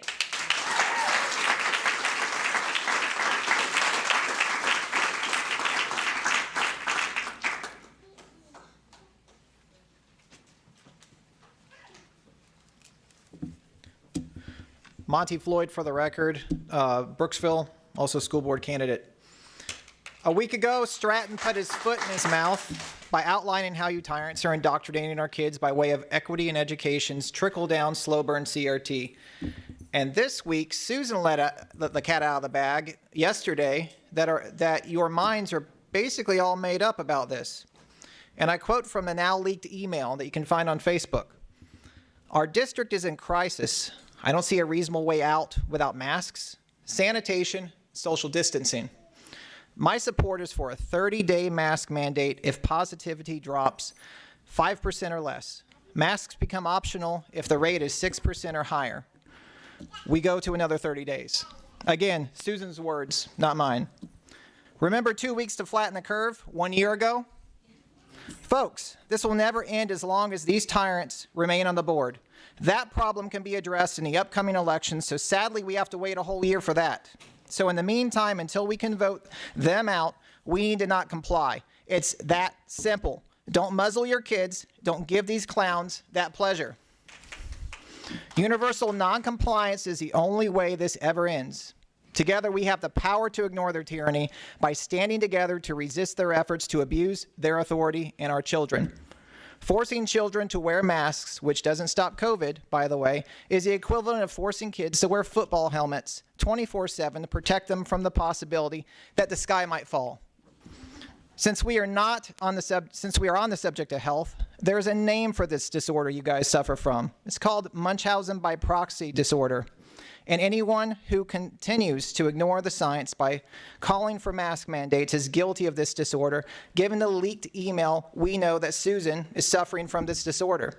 How many more of you on the board are also suffering from it?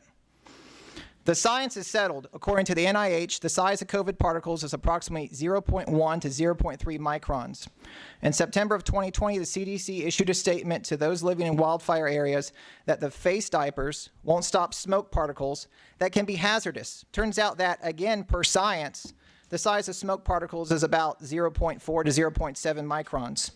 In summary, per the NIH and the CDC, the masks you branch COVIDians wear stop COVID as good as a chain link fence blocks water.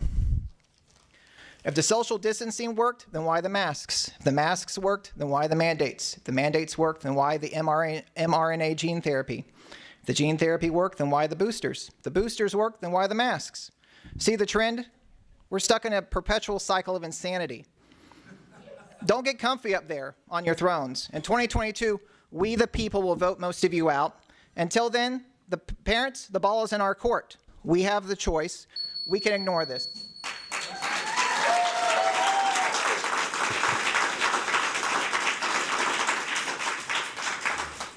Our next three speakers are Stephen Goodwin, Jen Brown, and Pamela Newman, who has provided us with additional information. Thank you. Steve Goodwin, Brooksville, Florida. The reason I'm donning my hat right now is because the 82nd was over there and they put their lives on the line for our freedom. And that is something that nobody should take easy. Nobody. We know 13 people just died this last week. Nobody should take freedom easy. I hold in my hand a dollar bill. In God we trust. And I'm hoping that you all believe in that. And from there, as one of the other gentlemen brought out the good book, I'm going to do it as well from Joshua 1:9. Have I not commanded you, be strong and of good courage? Do not be afraid. Do not be dismayed. For the Lord your God is with you wherever you go. I'm going to tell you something. I've been down icy roads. I'm afraid of heights. You see this? 82nd Airborne Division. I jumped out, as the Air Force would say, perfectly landable aircraft, and it scared the bejeebers out of me. But my people needed me, all right? Your people need you. We, the people, need you to do the right thing. Men, grow a pair. Women, do what's right. I'm telling you, this is our country, and we need people to step up and do the right thing. I'm done. Thank you.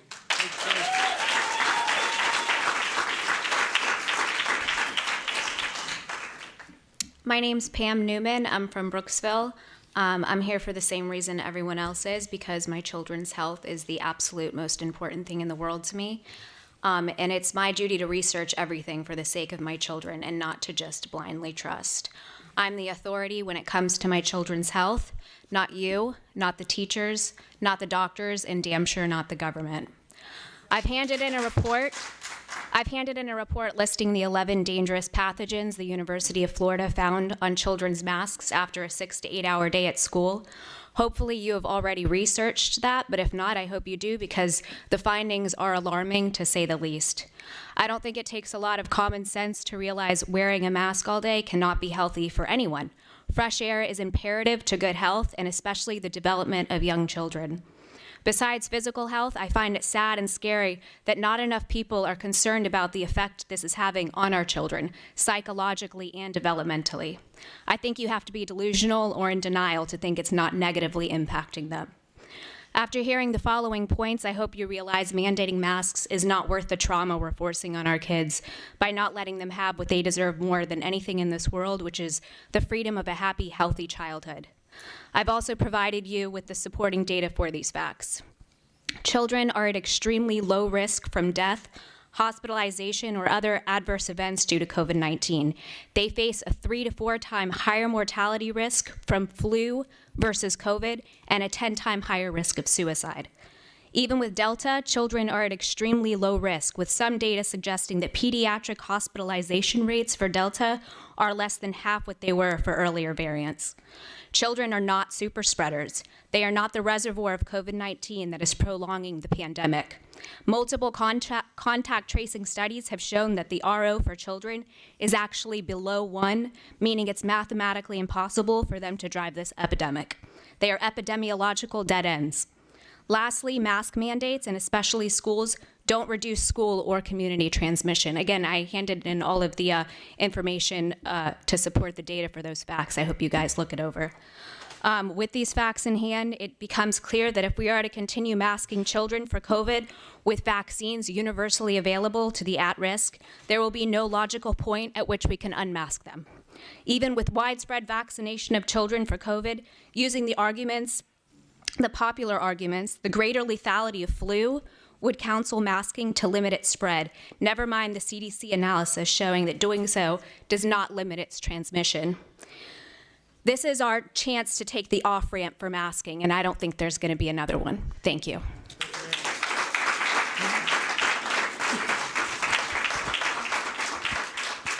Okay, is Jen Brown here? Did she leave? Okay, thank you. Our next three speakers, Joseph McDonald, Ariel Puskas, and Cassie Hinman.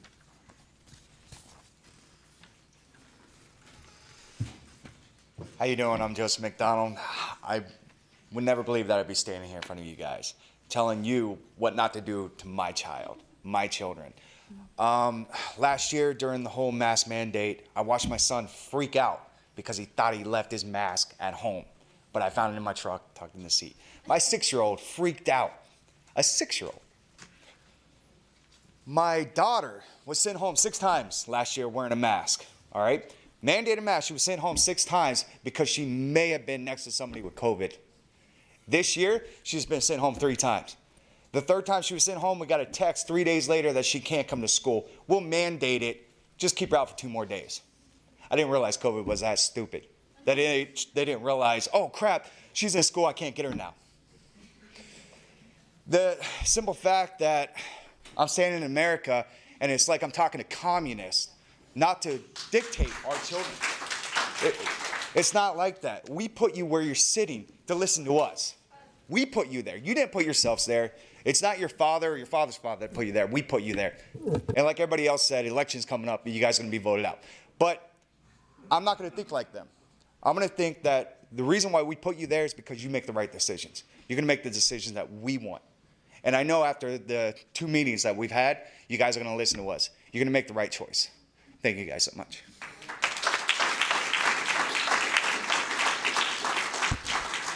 Hello, I'm Ariel Puskis, and I live in Spring Hill, and I don't have my notes today, so I'm just going to be speaking from my heart, and I would like to first thank Mr. Jimmy Lidato.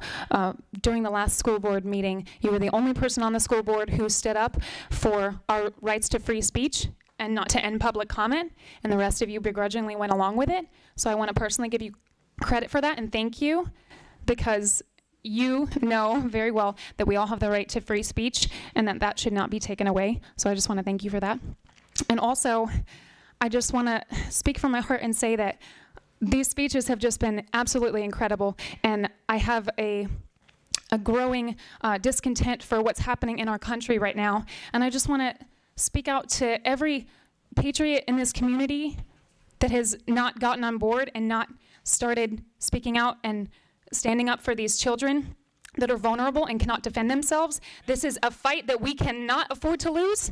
We have to stand up for these children and their medical freedom, because for posterity's sake, for future generations, this is going to affect them. And if you don't have kids right now, if you want to have kids someday, and they're going to be possibly in the school system, this could possibly affect them too. So we need to seriously take a look at this and think about what we're going to do psychologically to these kids for the rest of their lives, to muzzle them and restrict their breathing by 20%. Kids need oxygen the most when they are developing, especially when they're in school, reading. I watched a study today by a chiropractor's office. It was a video on YouTube, and he took his daughter to get her breathing evaluated as she was wearing a mask, reading a book.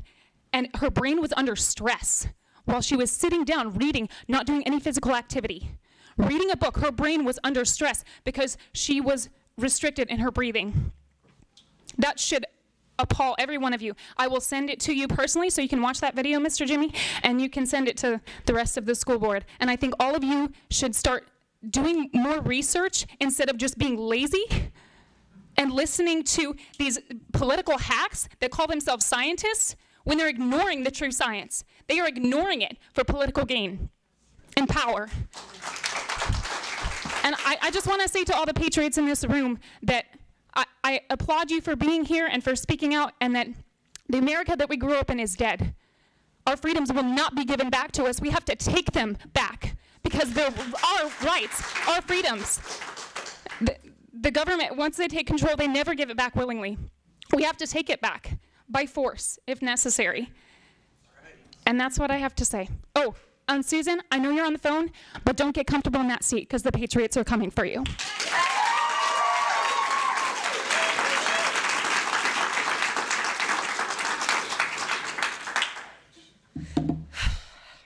Hi, I'm Cassie. You probably saw me with my kids. They are crazy. My son has ADHD and anxiety, so he doesn't sit still. I mean, I can ask him to do something, but he will not listen for the life of him.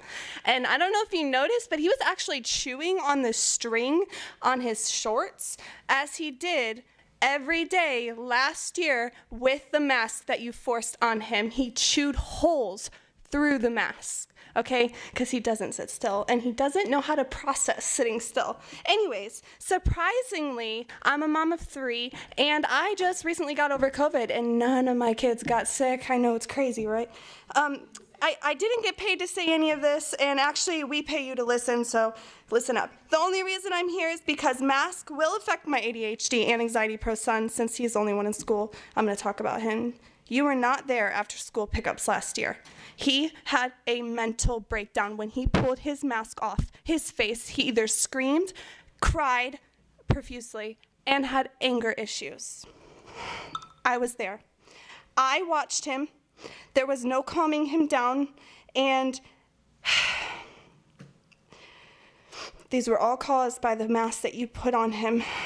He lost oxygen all day. He breathed the same air, and it wasn't fair. I want to teach my children. I wish he was still here, but my husband came and relieved me, thank God, because they need dinner real bad. I want to teach my children they have a God-given right, which is freely given, and it's not earned. For being a United States citizen and a child of God, in fact, their constitutional right to have a say in their health, unalienable rights, as stated in the Declaration of Independence, what our founding fathers fought to right and uphold, means that which cannot be given or taken away. So please remember this when you are sitting up there demanding to take those rights away.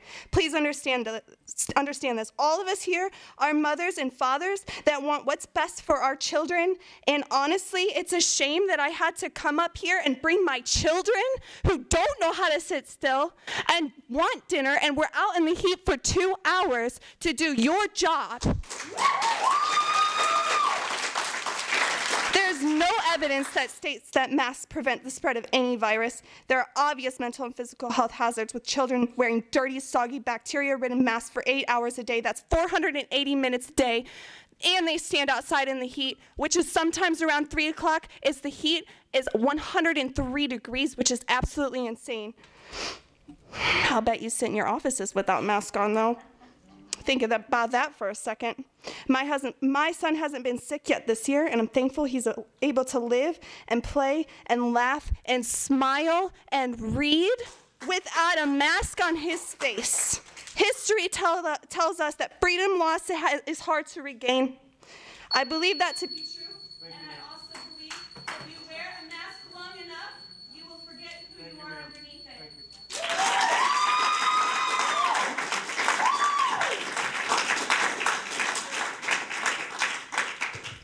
Our next 3 speakers are Vincent, I think it's Soto, I'm not sure. Soto, okay, thank you. Megan McHugh, or Kukur, and Desiree Castaldo.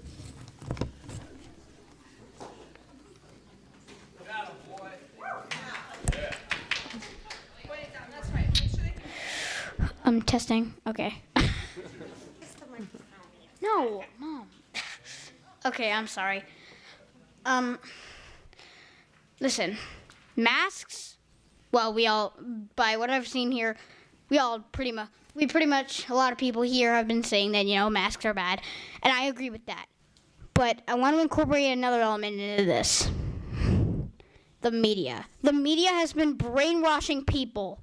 You have to understand that the media, the mainstream media, like CNN, has been brainwashing these people to be just under a spell of democratic stuff, and it's making them wear these masks that are unnecessary and making them lose oxygen. And it's bad. It's so bad for our community, and we need to fight back. I know I'm a kid, and to be honest, we need to be like Power Rangers. We need to fight back. We need to fight back against evil. Because CNN and the mainstream media are evil. They are trying to make us under a spell. And we need to resist it. We need to resist masks. We need to resist all of it. Okay? And we need to fight back.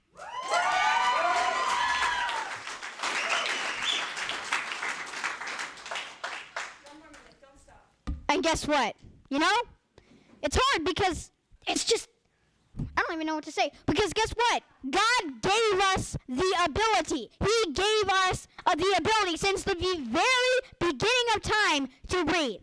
And the government should not be able, the government and the CDC should not be able to take that away from us. We should not be able to suffocate. And I don't like that, okay?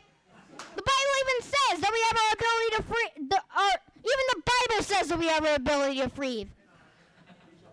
So if the government is disobeying the Bible, disobeying the gospel, then I am done. So we need to be like Power Rangers and we need to fight back. That is all.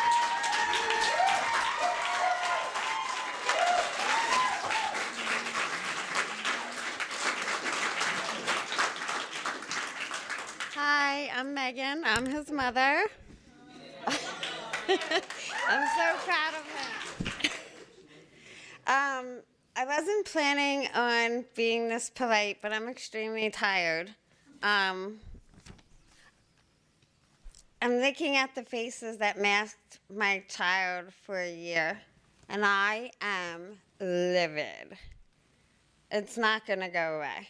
You with the red mask, every time my child got a phone call or a discipline for not wearing his mask right, I sent a picture of you, an 8x10, and I sent it into the school, and I said, well, if the man who's making the rules isn't following them, you're not going to discipline my 9-year-old. You had the mask underneath your nose. We keep it on the fridge for fun. Anyway, we are a democratic republic. We pick you so that you vote the way we want to. I don't see or hear, no pun intended, actually see more than I hear. But I don't see anybody fighting for masks. Nobody's fighting. Nobody wants it. And if you want to wear a mask, then go ahead and wear a mask. I'm not going to abuse my child because a board with one missing member is telling me that I have to cover my son's face with paper, and he says he feels like he's slowly suffocating. So we know there are pedophiles in the school. What are the points of the mask? To keep our kids from screaming for help? To stop them from breathing? What's the point? Because it's not about protecting them. You want them to wear a mask, but you're putting pedophiles in the schools? That's a joke. That's a bad, bad, bad joke. Where are these pedophiles coming from? How are they ending up in the school?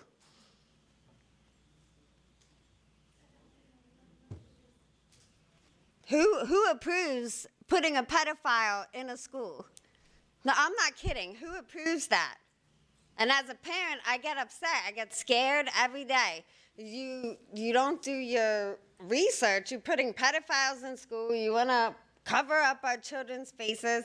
Why? So when they get snatched, no one can see them? It's a federal statute. It's against the law to conceal your identity. You know that, right? Did you know that? That's a statute? You can't conceal your identity. It's a federal law. But here we are, a bunch of felons and a bunch of patriots. It is what it is. And if you mask mandate my kid, I will not comply. I will never comply.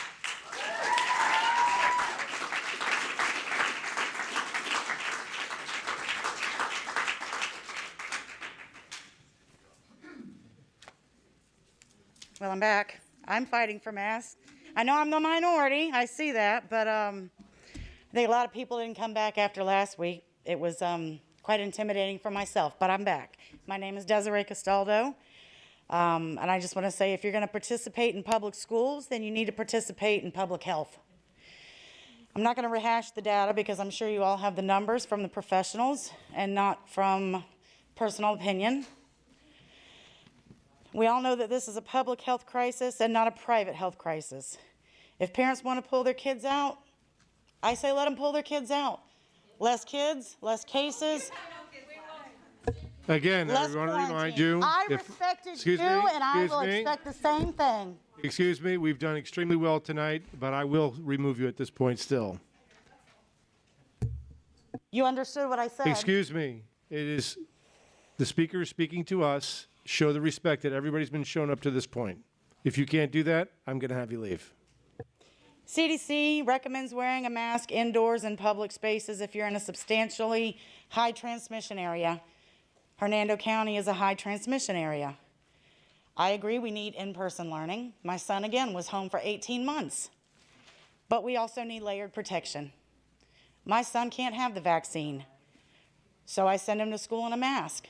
I know it's not going to protect him, but it's protecting the two kids sitting on the other side of him that aren't wearing masks.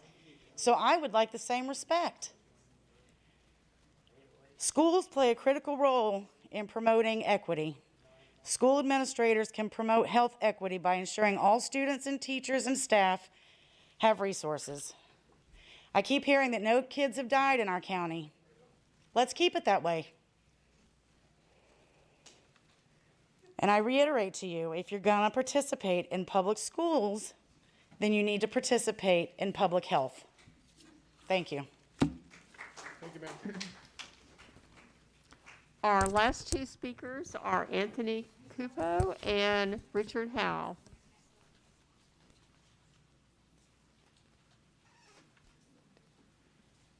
Do you want to repeat those? Anthony, it looks like CUPO, and Richard Howe.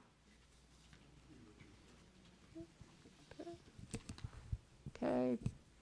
Perhaps they have left or have decided not to speak. Okay. That concludes our speakers, and we're going to take a quick break, and we will have board comments, and then we will have a vote by the board. Mr. Stratton, did you want to say anything before we take a short break? No, ma'am, not at this time. Well, I will. I just want to say that for me, whether it's mask or no mask, I just know that whatever's going on out there right now is impacting our schools greatly. I'm struggling to keep staff in our schools teaching your kids. Struggling. And I just want to share that with the board. We shared numbers with you last week, and the numbers are up even higher with positive cases, both student and employees. And more importantly, the number of quarantines is up too. And the crowd may not know this, but we've declared our employees essential workers. If we weren't doing that, I would have less staff in there. And what that means is that if they've been exposed but not symptomatic, being a teacher is an essential worker, just like these gentlemen in the room, that as long as they're not feeling symptomatic, they have the option. If they want to stay home, they can. Again, they don't get paid for that, but we want them at work, so they're able to work too. So I just need you to understand, if we didn't have that in place, it would be even worse. And it's everywhere. It's in the schools, it's in our food service, it's in transportation, it's in our maintenance department. We're struggling as an organization to make sure that we're still afloat. Every day, we're a few people away from a school not being able to teach your kids. That's a problem for me. So as we move into this discussion, and I don't have the solution. I don't have it completely by myself. And there's many opinions on that, but I just need you guys to know, and I need the public to know, that that's where the schools are right now. And we're not alone. I talk to the superintendents around us. I talk to the superintendents throughout the state. We're struggling to keep teaching your kids. So I hear from teachers all day long. I do. So, Madam Chair, that's all I have to say before we go into this quick recess. And then.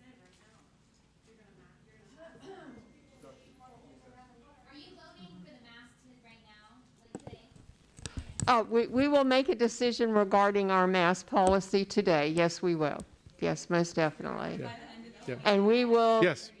We will have a discussion from each of the board members before a board member makes a motion.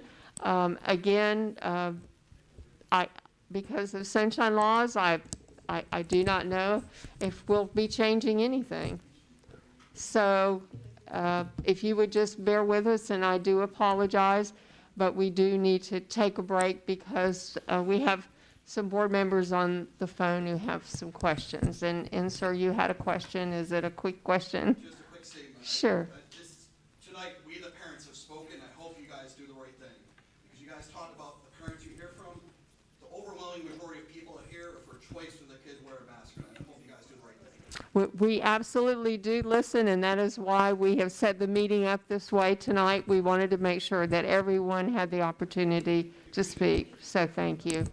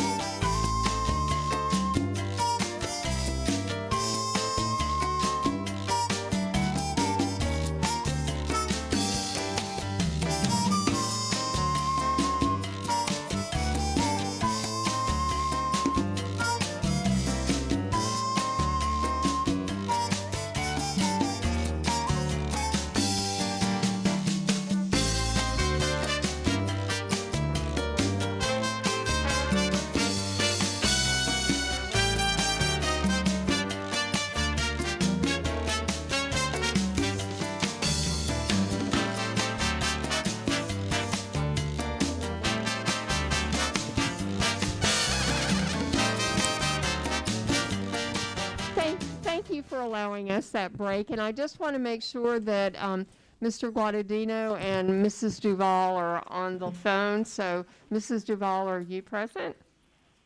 Yes, I am. Thank you. Okay, and Mr. Guadagnino? Did he say yes? Yes, I am. Okay, thank you. I'm sorry. I didn't hear.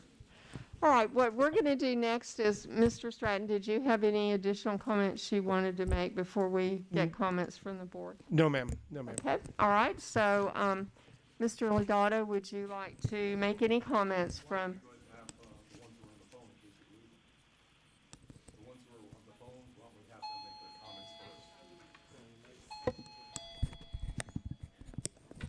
Okay.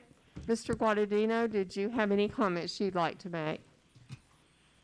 Before I do, Mr. Lodato didn't have his microphone on, so I didn't hear his words of wisdom. Can you repeat that? I left it up to you, Gus. I thought we'd give you the shot at it first.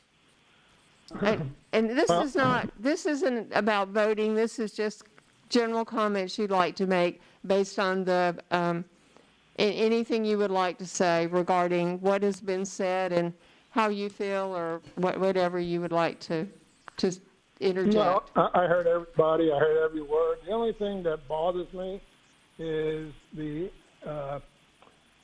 statements of this being very political. We all came on board as no party affiliation, and that's the way I vote, and I believe everybody else does.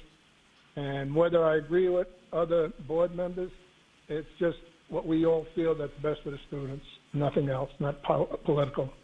At least that's what I see it as. But as far as what was said, everybody has their entitled to what they want to believe in, and I'm okay with hearing all of it. That's it for now. Okay, thank you. Okay, Mrs. Duval.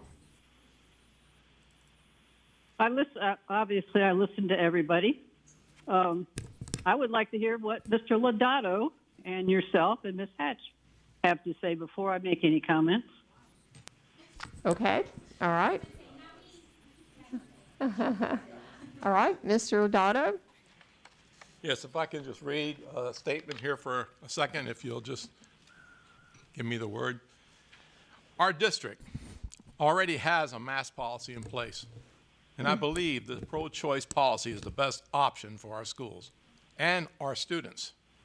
Current policy is in compliance with the Parents' Bill of Rights. COVID is a heartbreaking situation, and we all know that. I have lost friends, and I'm sure there's a lot of people who have done the same. It's a horrible illness, and I understand everyone's concern. We must look at this issue with common sense and can't allow fear to lead us to a rational decision. Last year, Governor DeSantis required us to open the schools in August of 2020, and our nation was closed, and no one knew the damage that COVID would inflict. In order to comply, I supported a mask mandate for our schools to accomplish a safe reopening. And at the time, it was required for everyone to wear a mask, not just in schools. But that was then, and this is now. Requiring students to wear masks in school is not enough to protect them from COVID. Once they leave school, they have the freedom to visit other places in the community where they and other people are not required to wear a mask. If the schools require a mask and no one else does, then what's the point? Many have commented on how effective masks were last year, but it wasn't just masks in school. The entire nation had to shelter in place.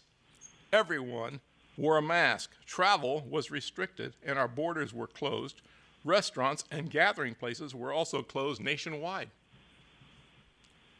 The CDC opinion is that the combination of these practices was the key to slowing the spread of COVID. I have spoken to many medical professionals all over the state about how to slow the spread of COVID, and the common answer from them is get the vaccine. It was my choice to get the vaccine because I'm an old man. But I would never tell anyone whether or not to get a vaccine, just as I choose not to tell anyone to wear a mask or not to wear a mask. Both of these are personal choices, and I believe in pro-choice. Pro-choice is exactly that. If you choose to wear a mask, do it. If you choose not to wear a mask, then don't. But please do not bully anyone whose choice differs from your own. Our existing mask policy is pro-choice, and I feel that this is the best solution for our students and parents. The policy is in compliance with the Parents' Bill of Rights, which is Florida law, and I will not break the law. I swore an oath not to break the law, and I stand by that oath. If you insist on requiring masks for anyone in our schools, it is within policy and the superintendent's policy to require masks for teachers, staff, and any adult who is inside the school building. In conclusion, our school district already has a pro-choice policy in place. If it is the intention of this board to try to change this policy, my answer is no.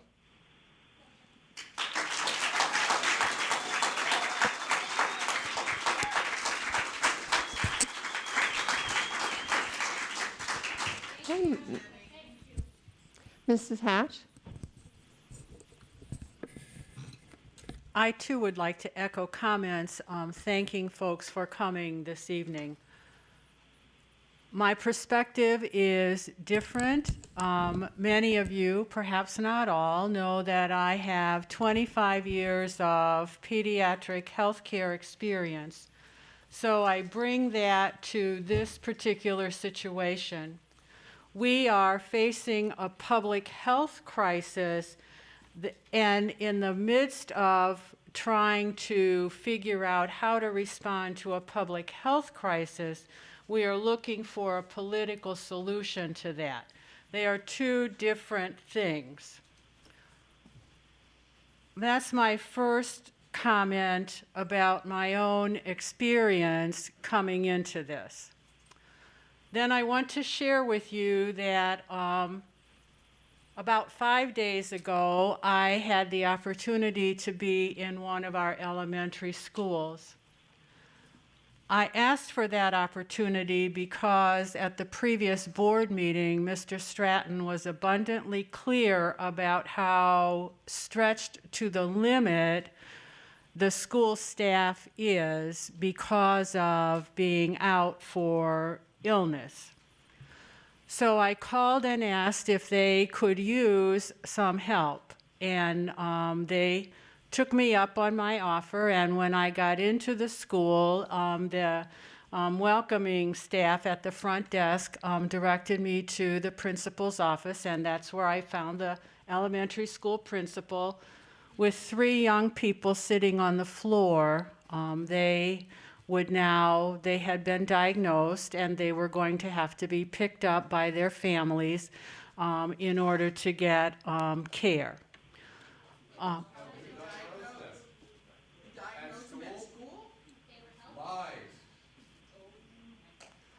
I did not interrupt any of you while you were speaking. I did not interrupt any of you while you were speaking. So those 3 children went home, and then I went on and did what I was going to do to try and be helpful to the rest of the staff, and in less than an hour, more children needed to be sent home. That is happening throughout our district, and we need to figure out a way to care for our staff and our students. And so I have thought long and hard about this. I have grappled with the policy. I have grappled with the reality of what's happening in all of our schools. As I said, I was only in one. There are another 23 that the same kind of thing is happening. And Mr. Stratton is abundantly clear about how staff is really short throughout all of the district. And so at this point, I am taking the position that a mandatory mask policy is in the best interest of our school district. If you're going to talk out, ma'am, if you're going to talk out, I'm going to ask you to leave. As I said, I listened respectfully to every one of you. That doesn't mean that I agreed or disagreed with what you said, but what it does mean is that I listened to every one of you without interruption, and I did not try and interfere with what you were saying. And so I am asking you, as one human being to another, to hear me out. I'm not asking you to agree with me at this point. I am trying to articulate a beginning position to help us work through how are we going to move past the best we can. How are we going to move past the best we can through this public health crisis? And so I am thinking that a mask mandate for a prescribed period of time would be in order, and then give us some time to work through that and then revisit it. Perhaps probably we would need several weeks in order for us to be able to see if that makes any difference in our numbers. But Mr. Stratton is absolutely right. The numbers are going up week by week by week, and the percentage of increase of positive cases is really significant. And the percentages are increasing at a greater margin among our students than they are among our staff. So as I'm trying to think through this with all of you, that's my position right now. Thank you. Right now, it's the board's time to comment. So again, a decision regarding, and I want to, and I mentioned it to Mr. Stratton and Mr. Alfonso, that whatever our policy is going to end up, and it takes 3 votes for us to change our policy, that it's going to be temporary. So I want to keep emphasizing temporary, because we all want to go back to not having to wear masks, and we all want to go back to living our life as it was before COVID.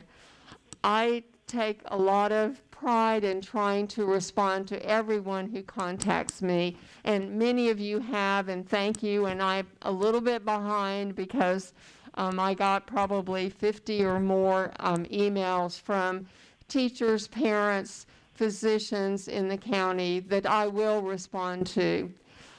I guess probably in sitting here listening, and thank you to all of you for your comments. I know that you've done research, you've shared that research, which I have too. And because I was a teacher for 45 years and I taught at all levels of education, it's very interesting, and I responded to some of you that I know really well and I feel comfortable with, would send me studies, and some of those studies were from very questionable sources. And I would, listen, read the study, and I would respond back to the person, take a look at this organization that you're sending me the study from, because that really has a lot to do with it, because people keep talking about media bias and board bias, but there's a lot of organizations out there providing a lot of misinformation that are also biased. So I just caution you to be very careful as you do your research, and some of you have done a great job and you've shared it with us, thank you, that you have to be careful in looking at your sources. I used to do an experiment with my students, and I would say to them, okay, I want half of you to Google, are dogs smarter than cats? And I want the other half of you to Google, are cats smarter than dogs? Okay, what do you think the conclusion was? Well, the people who said, are dogs smarter than dogs, got the research that supported that, and the people who did, are cats smarter than dogs, got that research. So I just say to all of you that thank you for sending me, thank you for providing links to what you believe in. And another thing that really disturbed me is that And I blame actually one of our county commissioners by putting labels on the school board.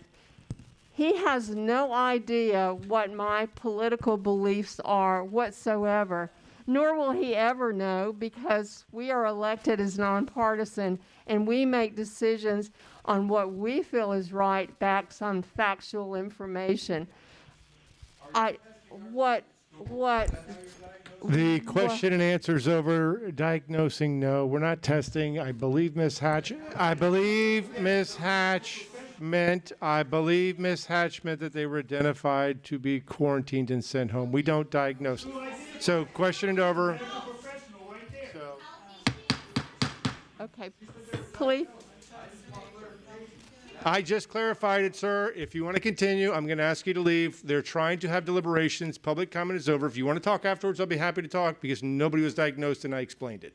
Can schools diagnose COVID, Stratton? You know the answer to that, Okay. Thank you. So I want to say to you that it was sort of disheartening to me that some of your speakers just automatically assumed, because I have on a mask, that I was in favor of dictating a mask mandate for you.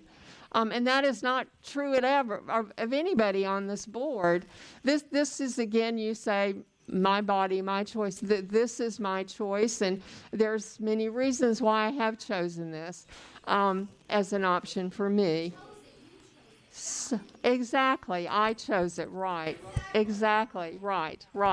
But please, when you come and speak to the board, I don't know, it was just very sad to me that some of you came thinking that we'd already made up our mind that we were going to mandate masks, and that was going to be the decision of the board. There are 5 people on this board, and it takes a majority to change our policy. And we all take it very seriously. There's no one on this board who chose to be on this board for any other reason than to make a difference in children's education. That's been my life, and it will continue to be. I have 2 passions, education and the environment, and I love to see your passion and your enthusiasm. To me, that's what's going to make our country great. The people are going to stand up and fight for what they believe in. And the fight word kind of bothers me a little bit, but maybe just say to stand up for what you believe in. And we're so fortunate that we're able to do that in this country. So I'm going to conclude my remarks with that. And Mrs. Duval, is there anything you want to say? Not at this time. I think you probably need a motion, right? I do need a motion. Yes, I do. Would any board member like to make a motion regarding mandated mask in students? I'd like to make a motion that we leave it as is and let the parents decide. Okay, we have a motion on the floor from Mr. Lodato to basically keep our policy the way it is now. Do I have a second on that motion?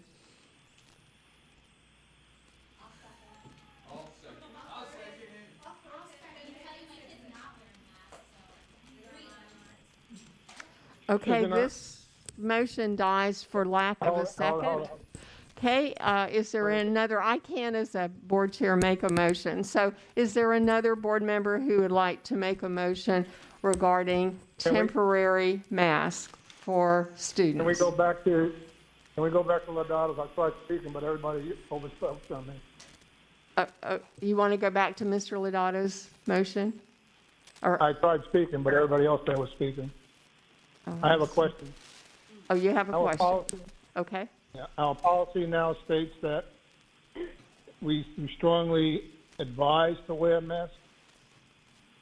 Is that correct? Did you want to answer that? So if I can, so right now you have a policy. The position that the board has taken right now is that masks are recommended but not required. That's your current.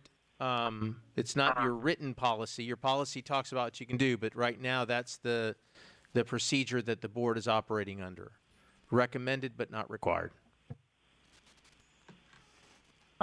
I want to second that, and the reason why I want to second that is maybe not, I guess it was the last meeting when we talked about mandates, and I spoke about if you're going to have a mandate, you got to have ramifications and rules that take place. And I think one of the mothers spelled out what I said when she was speaking about me saying that ramming masks down their throats or something along those lines. I know I did say that, but if you're going to have a mandate for masks, there's got to be consequences, and we never even discussed what would happen if a student comes without a mask, or they don't take their mask off, or they're in schools and they don't want to wear their mask. I'm just worried that this is going to be a nightmare for our educators to fill out forms and police everything at this point. So for right now, I'm going to second that one.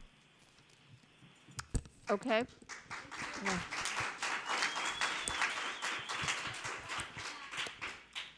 We have a motion and a second, and so now we must vote. So, If there's no discussion, I don't know if any of the I'm board members, y'all Right. certainly have the opportunity to discuss the pending motion if you want. And it's not required, it just if that's, okay. Mrs. Duval, how do you vote on that motion? No. Okay, Mrs. Hatch? No. Okay, and I also vote no. Okay, the motion fails to keep our policy basically as it is right now. Recommended but not required. Okay. So would another board member like to make a motion regarding masks for students?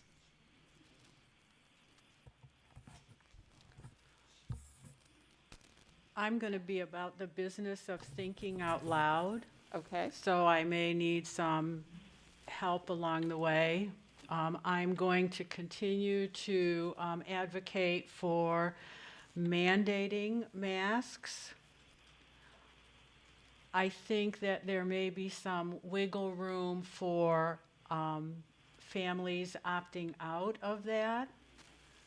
But for sure, if the motion passes and we have a mandate, then I believe that we should revisit it with one of our meetings in September, probably toward the end of September, give ourselves 30 days to see if this is going to work.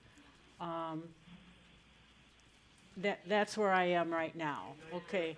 Okay, so is your motion that you would like to mandate masks with opt-out for people who don't want their children to wear masks? Yes. That's what you're... Yes, that's where I am right now. I think we're in discussion. I would like to do it differently, but I think in light of the circumstances, these are the three things I'm including. Masks will be mandated, there can be an opt-out, and that we revisit it in about 30 days, which would take us to a meeting toward the end of September. Okay. So basically, you're again using that word temporary. Yes. Temporary, right? Yes, I am using that word We have to, decide what criteria, and that Mr. Stratton's going to be hopefully addressing that. What criteria we would use to continue or discontinue, right? Whatever the vote turns out to be. Right. Okay. Excuse me, guys, you got to let us talk before if we can answer a lot of your questions, if you just let us talk through it. Okay. Madam Chair, if I Yes. can, Okay. this is really just to kind of follow through a few things. One, right. Okay. so based on what we've talked about earlier with the requirement, if the board is saying, and if Ms. Hatch is working toward this motion to say there's a mandate with the parental opt-out. The only part I wanted to speak to is the 30 days, because the next board meeting you'll have won't be in 30 days. October 12th would be. It would have to be October 12th Okay. is your next board meeting. So that's just wanted that clarification there, because 30 days will end at a point in time where Okay. there's no action No. before the board to do anything. And I would be in, I mean, that only makes logistical sense to do it that way.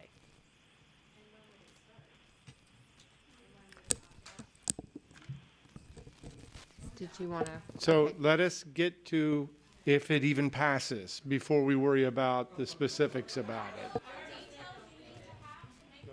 Okay. All right. So there is a motion on the floor. Do I have a second? Mrs. Prescott? Okay. Or Linda, Yes. Susan is here.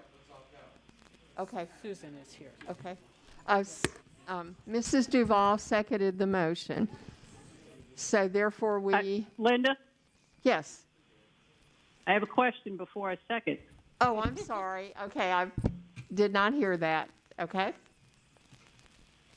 Hey, when you're talking about an opt-out, are you talking a medical opt-out or just a parent writing on a piece of paper or a form that the district provides for an opt-out? At this I wasn't sure.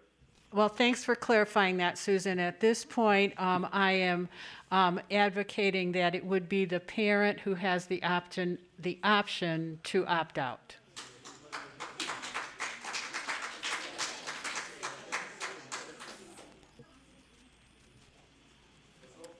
So Thank you. Mrs. Duval, are you choosing to second the motion after that clarification or not? Is there any other discussion on that? So just, Ms. Duval, right now, we got a motion but no second. So there wouldn't be discussion until after there's a second. Does anyone else have an opinion, a thought, a comment on Mrs. Hatch's motion?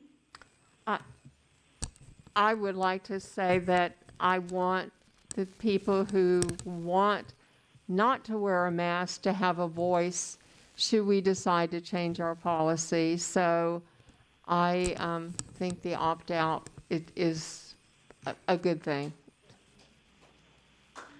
I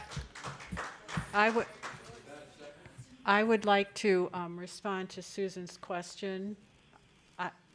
I would agree with what Linda just said, Susan. My healthcare background would make a different decision, but I think the reality is that we in order for us to have a policy that's going to be workable, it needs to have parent opt-out. And not break the law, too. Yes. And not break the law. Mr. Alfonso, may I ask you a question?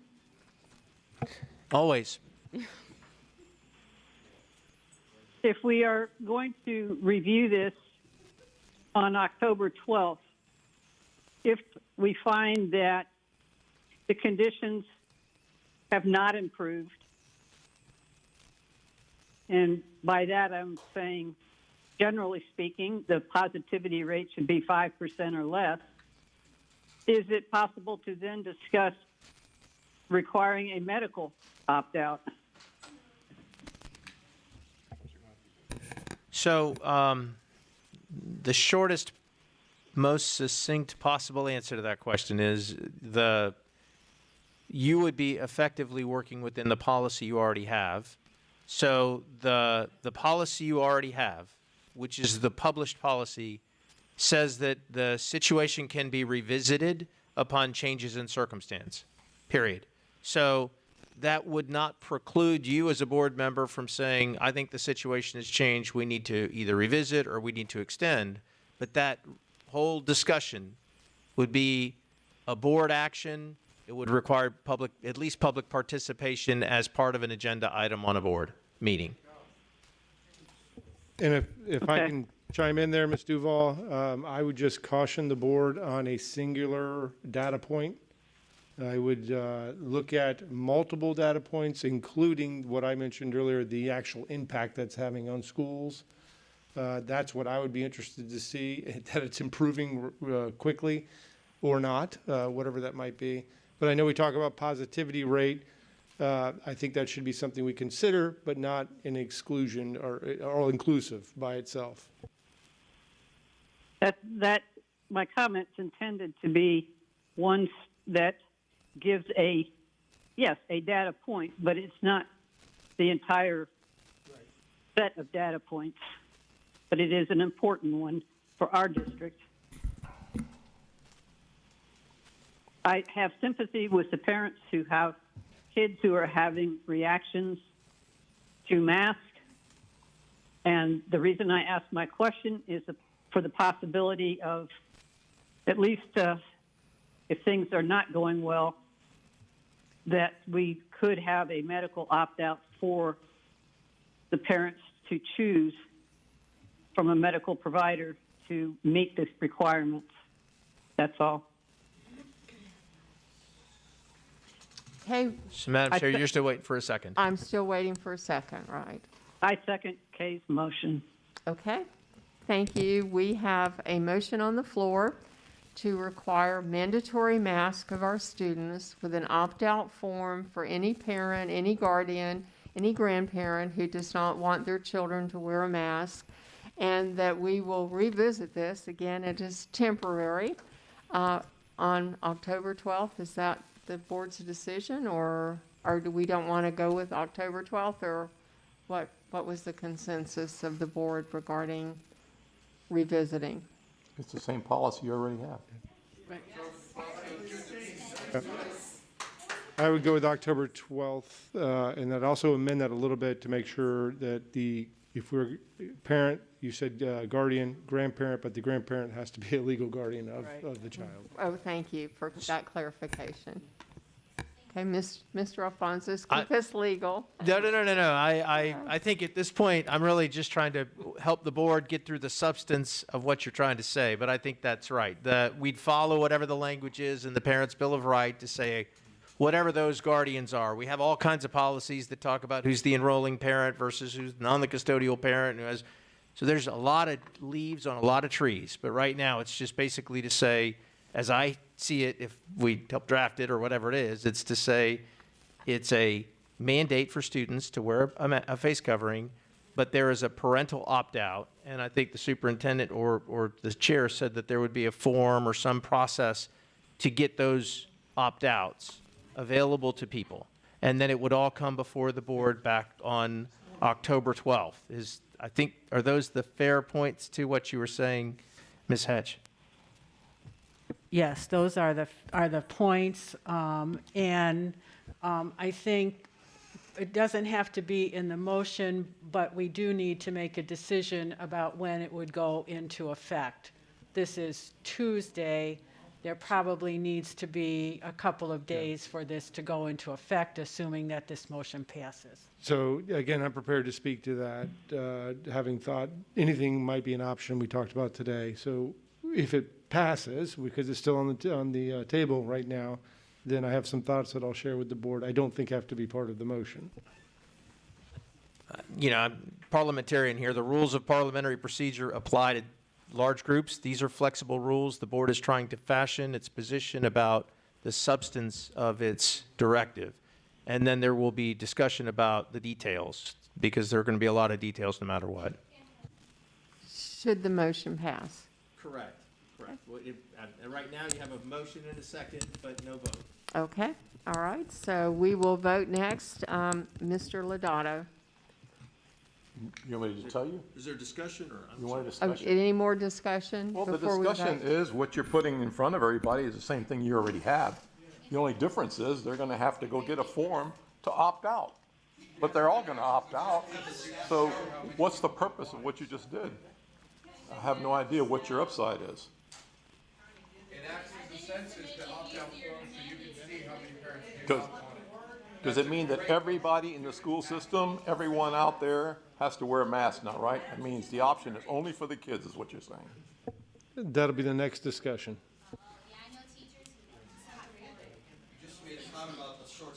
I say no. Process those thousands of papers. I hope you guys keep that in mind. It's okay, it's a census, it lets them know how much of us do not want it. Let's vote for it, let's do it. So Madam Chair, I'm sorry, if I can interrupt y'all's discussion for just a minute. There's a motion, there's a second. This is board discussion right now. So we got Mr. Lodato who had a chance to speak his piece, and Madam Chair, I don't know if there's further discussion that any other board members want to make. That's where we are as far as the scorecard at this point. Okay, all right. Mr. Lodato, did you want to add anything else? No, I think. You asked the question, what's the difference? Well, Yes. I think it's really important for the board to know, as many of you said, that we represent you. We also, on every issue, we represent people who are on the opposite side of the issue. So the opt-out form, I think, will actually tell us, are you in fact the majority? Now, Call for the vote. now many of you, okay. Now, many of you have said you wanted a survey. The problem with surveys are people don't always fill them out, and you get 10% returns, maybe if you're lucky. Okay, again, I responded to finish? Mr. Lodato's question. We're having the discussion, so let me so just- please, if you would offer us the courtesy to continue the discussion so we can have a vote. So what we're saying then, in your motion, is that all the teachers, everybody who is. No, in we're our- talking about students right now, students. Then what is students. the difference from what I said with a, The difference What is is the we are dealing with students, Okay, not employees. but you already students. have that. Students. You already have that. You already have an opt-out because you have a choice. So what is the difference in the motion that you made versus what you have on the book? As at I this moment? mentioned, this will give us an opportunity, Mr. Lodato, to find out, in fact, what is the percentage of our parents who do not want masks, and what is the percentage who do? But you could do The that with a survey. opt-out form will allow that. The opt-out form will show us much better than a survey would. Okay. Because, again, you all feel very strongly, I know you'll all make sure that you do your opt-out forms, I have no doubt. And from the emails and discussions I have gotten, the people who feel the opposite way will also be interested to find out who, in fact, is the majority in Hernando County. We don't know. We don't. Okay. Okay, Dennis. Again, this is our discussion, please, so please give us the courtesy. So, Mr. Lodato, would you, again, give us your vote? You want my vote on this one? My vote is no. Okay, Mr. Lodato has voted no on the motion. Okay, Mr. Guadagnino.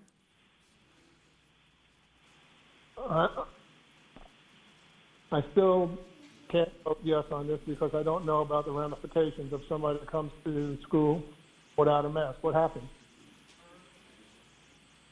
And then we don't have a note. I don't know, Mr. Stroud. Again, we're not looking to be the mask police. I don't have enough staff nor time to do that. We'll do our best, Mr. Guadagnino, and if it is an issue and we become like anything, eventually it could end up in the code of conduct, but I would assume it wouldn't, because if a parent wants to opt out with this option, all they got to do is fill out the form online and they opt out. So again, the last thing I want to do is have staff have to worry about policing masks. Now, it will be a different discussion we'll have in a moment when it comes to visitors, vendors, or volunteers, or staff. But for now, we're talking students. And they could opt out and don't need a medical reason or anything just because they don't feel like wearing a mask? I'm So- sorry, go ahead. Mr. G, I think I understand that the motion that's pending is not to require a medical opt-out. So it would be, it is not. Please, Ladies let and us gentlemen, talk. Ma'am, he's the one who asked the please. question. last time I'm going to ask you in the blue shirt, you guys are out, because you're not letting us get through the discussion. And you're throwing out questions and interrupting. Last time. So, Mr. Guadagnino, to answer your question, the motion is not requiring a medical opt-out. It is a parental opt-out. And I will just go the extra step and say, at least as indicated in the earlier documents I submitted, that would be consistent with the law, because it's the districts that have imposed a student mandate and only a medical opt-out that have had problems with violation of the executive order and potentially violating the parental bill of rights. That's where we are right now, if that answers your question, sir. Partially. But there's the other side of the coin too, where if you have a class of 20 and 19 opt out, there's that one parent and just for that one class, 1 out of 20 wants a mask. What happens then? Would you move that one person to another classroom? We are not segregating at this time and at all. And any, yeah. I'm going to stay with our original policy. So I'll vote no. Okay, all right. Mrs. Duval, you seconded the motion? I vote yes. Okay, Mrs. Hatch? I vote yes. Okay, and I vote yes. So the motion passes with a student mandate for mask with an opt-out for parents. So if I may, with the board, I would like to suggest a grace period on this till at least Monday, so parents have an opportunity to fill out the forms. Everybody has an opportunity, if they wish to purchase masks, to go with this. Staff, we have masks on campuses as well, but the forms will be made available, I'm hoping by tomorrow, if not tonight. Karen, tomorrow, and they're done electronically.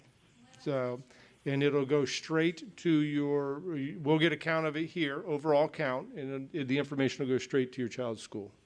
So. And we'll be promoting this on social media, right, encouraging that this is the decision of the board, and then parents will have an opportunity. And then the other was questioned about teachers. I can't in good conscience not ask and require staff to wear a mask. If we're mandating for students, we're going to mandate for the adults as well. Employees opt-out options are handled differently. It's through the ADA process, the American with Disabilities Act process. So it will be vendors, visitors, volunteers, and staff. So I can't, again, in good conscience, say to everybody that we're having difficulty having staff there, and if we're going to mandate students, I'm going to mandate those groups. And again, with staff, I will give that same reprieve of until Monday to do that and for them as well. So the question that was just asked by the superintendent was, so your existing policy, the policy that is published that you adopted according to rulemaking says, quote, as such, during times of elevated communicable disease, community spread, the superintendent may activate this policy by notifying the school community, requiring all staff, volunteers, and visitors, including vendors and contractors. This policy continues to go on to say, including students, but that's the part we talked about now, which has to be amended in the policy to account for the Parents' Bill of Rights, which your motion just did. So the answer to that question is your policy already contemplates it, period. Your policy in the past said that if you were going to make a change, that you'd bring it to the board so the board could, by affirmation or agree or disagree with it. So at this point, if that's the recommendation you're making, I recommend the board act on it to approve it or not approve it, so that it's board action. That is my recommendation.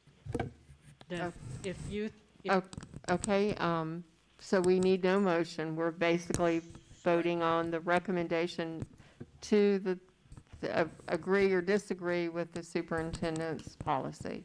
That's correct. So, board members, what I think really what we're saying is that the superintendent is making a recommendation to apply that to staff, volunteers, the same people already identified in your policy. But I think he's asking right now, or making that recommendation to the board, asking the board to approve it, his recommendation, or disapprove his recommendation. That's what he's looking for, I guess, as far as a motion. Okay. All right, Mrs. Duval. Okay, I got lost there. What, you asking for a motion or a comment? I think we're looking Basically- for consensus. Yeah, we're looking for Okay, consensus, yes. Yes, I would be in favor of the superintendent making the recommendations. Okay, thank you. Mr. Guadagnino, Yes. okay, and Mr. Lodato. Let me get a clarification on this a minute. What you're saying is, this has nothing to do with the first voting that we've had. No. This only has something to do with the staff, that you're gonna go ahead and have the staff wear masks and everybody who comes into school wearing masks. Is that what you're saying? That is correct. And is this gonna be a temporary thing or is it gonna be a permanent thing? We'll review it again at that same October 12th date. Okay.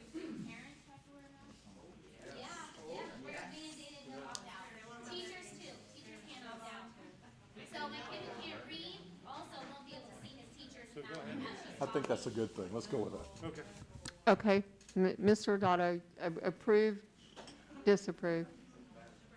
Do you approve? I approve Okay. that, yes. Okay, Mrs. Hatch? Yes, Mrs. I am in favor of that. Okay, and I also am in favor of it, so you have the support unanimously of the board. Okay. This basically, do you have any more comments that you would like? No, ma'am. No, ma'am. I want to, it's been a long day. I want to thank the crowd for mostly, really, really good job for the most part. Little loose at the end, but very good overall. Okay, thank you. If you have individual questions, you're welcome to come up or email or phone or text, however you like to communicate with us. Are we done? Okay, thank you. This meeting is officially adjourned at 8:03, and I'm going to ask, we have policemen, and also, again, we're going to ask you to step back and one at a time, exactly. Sure.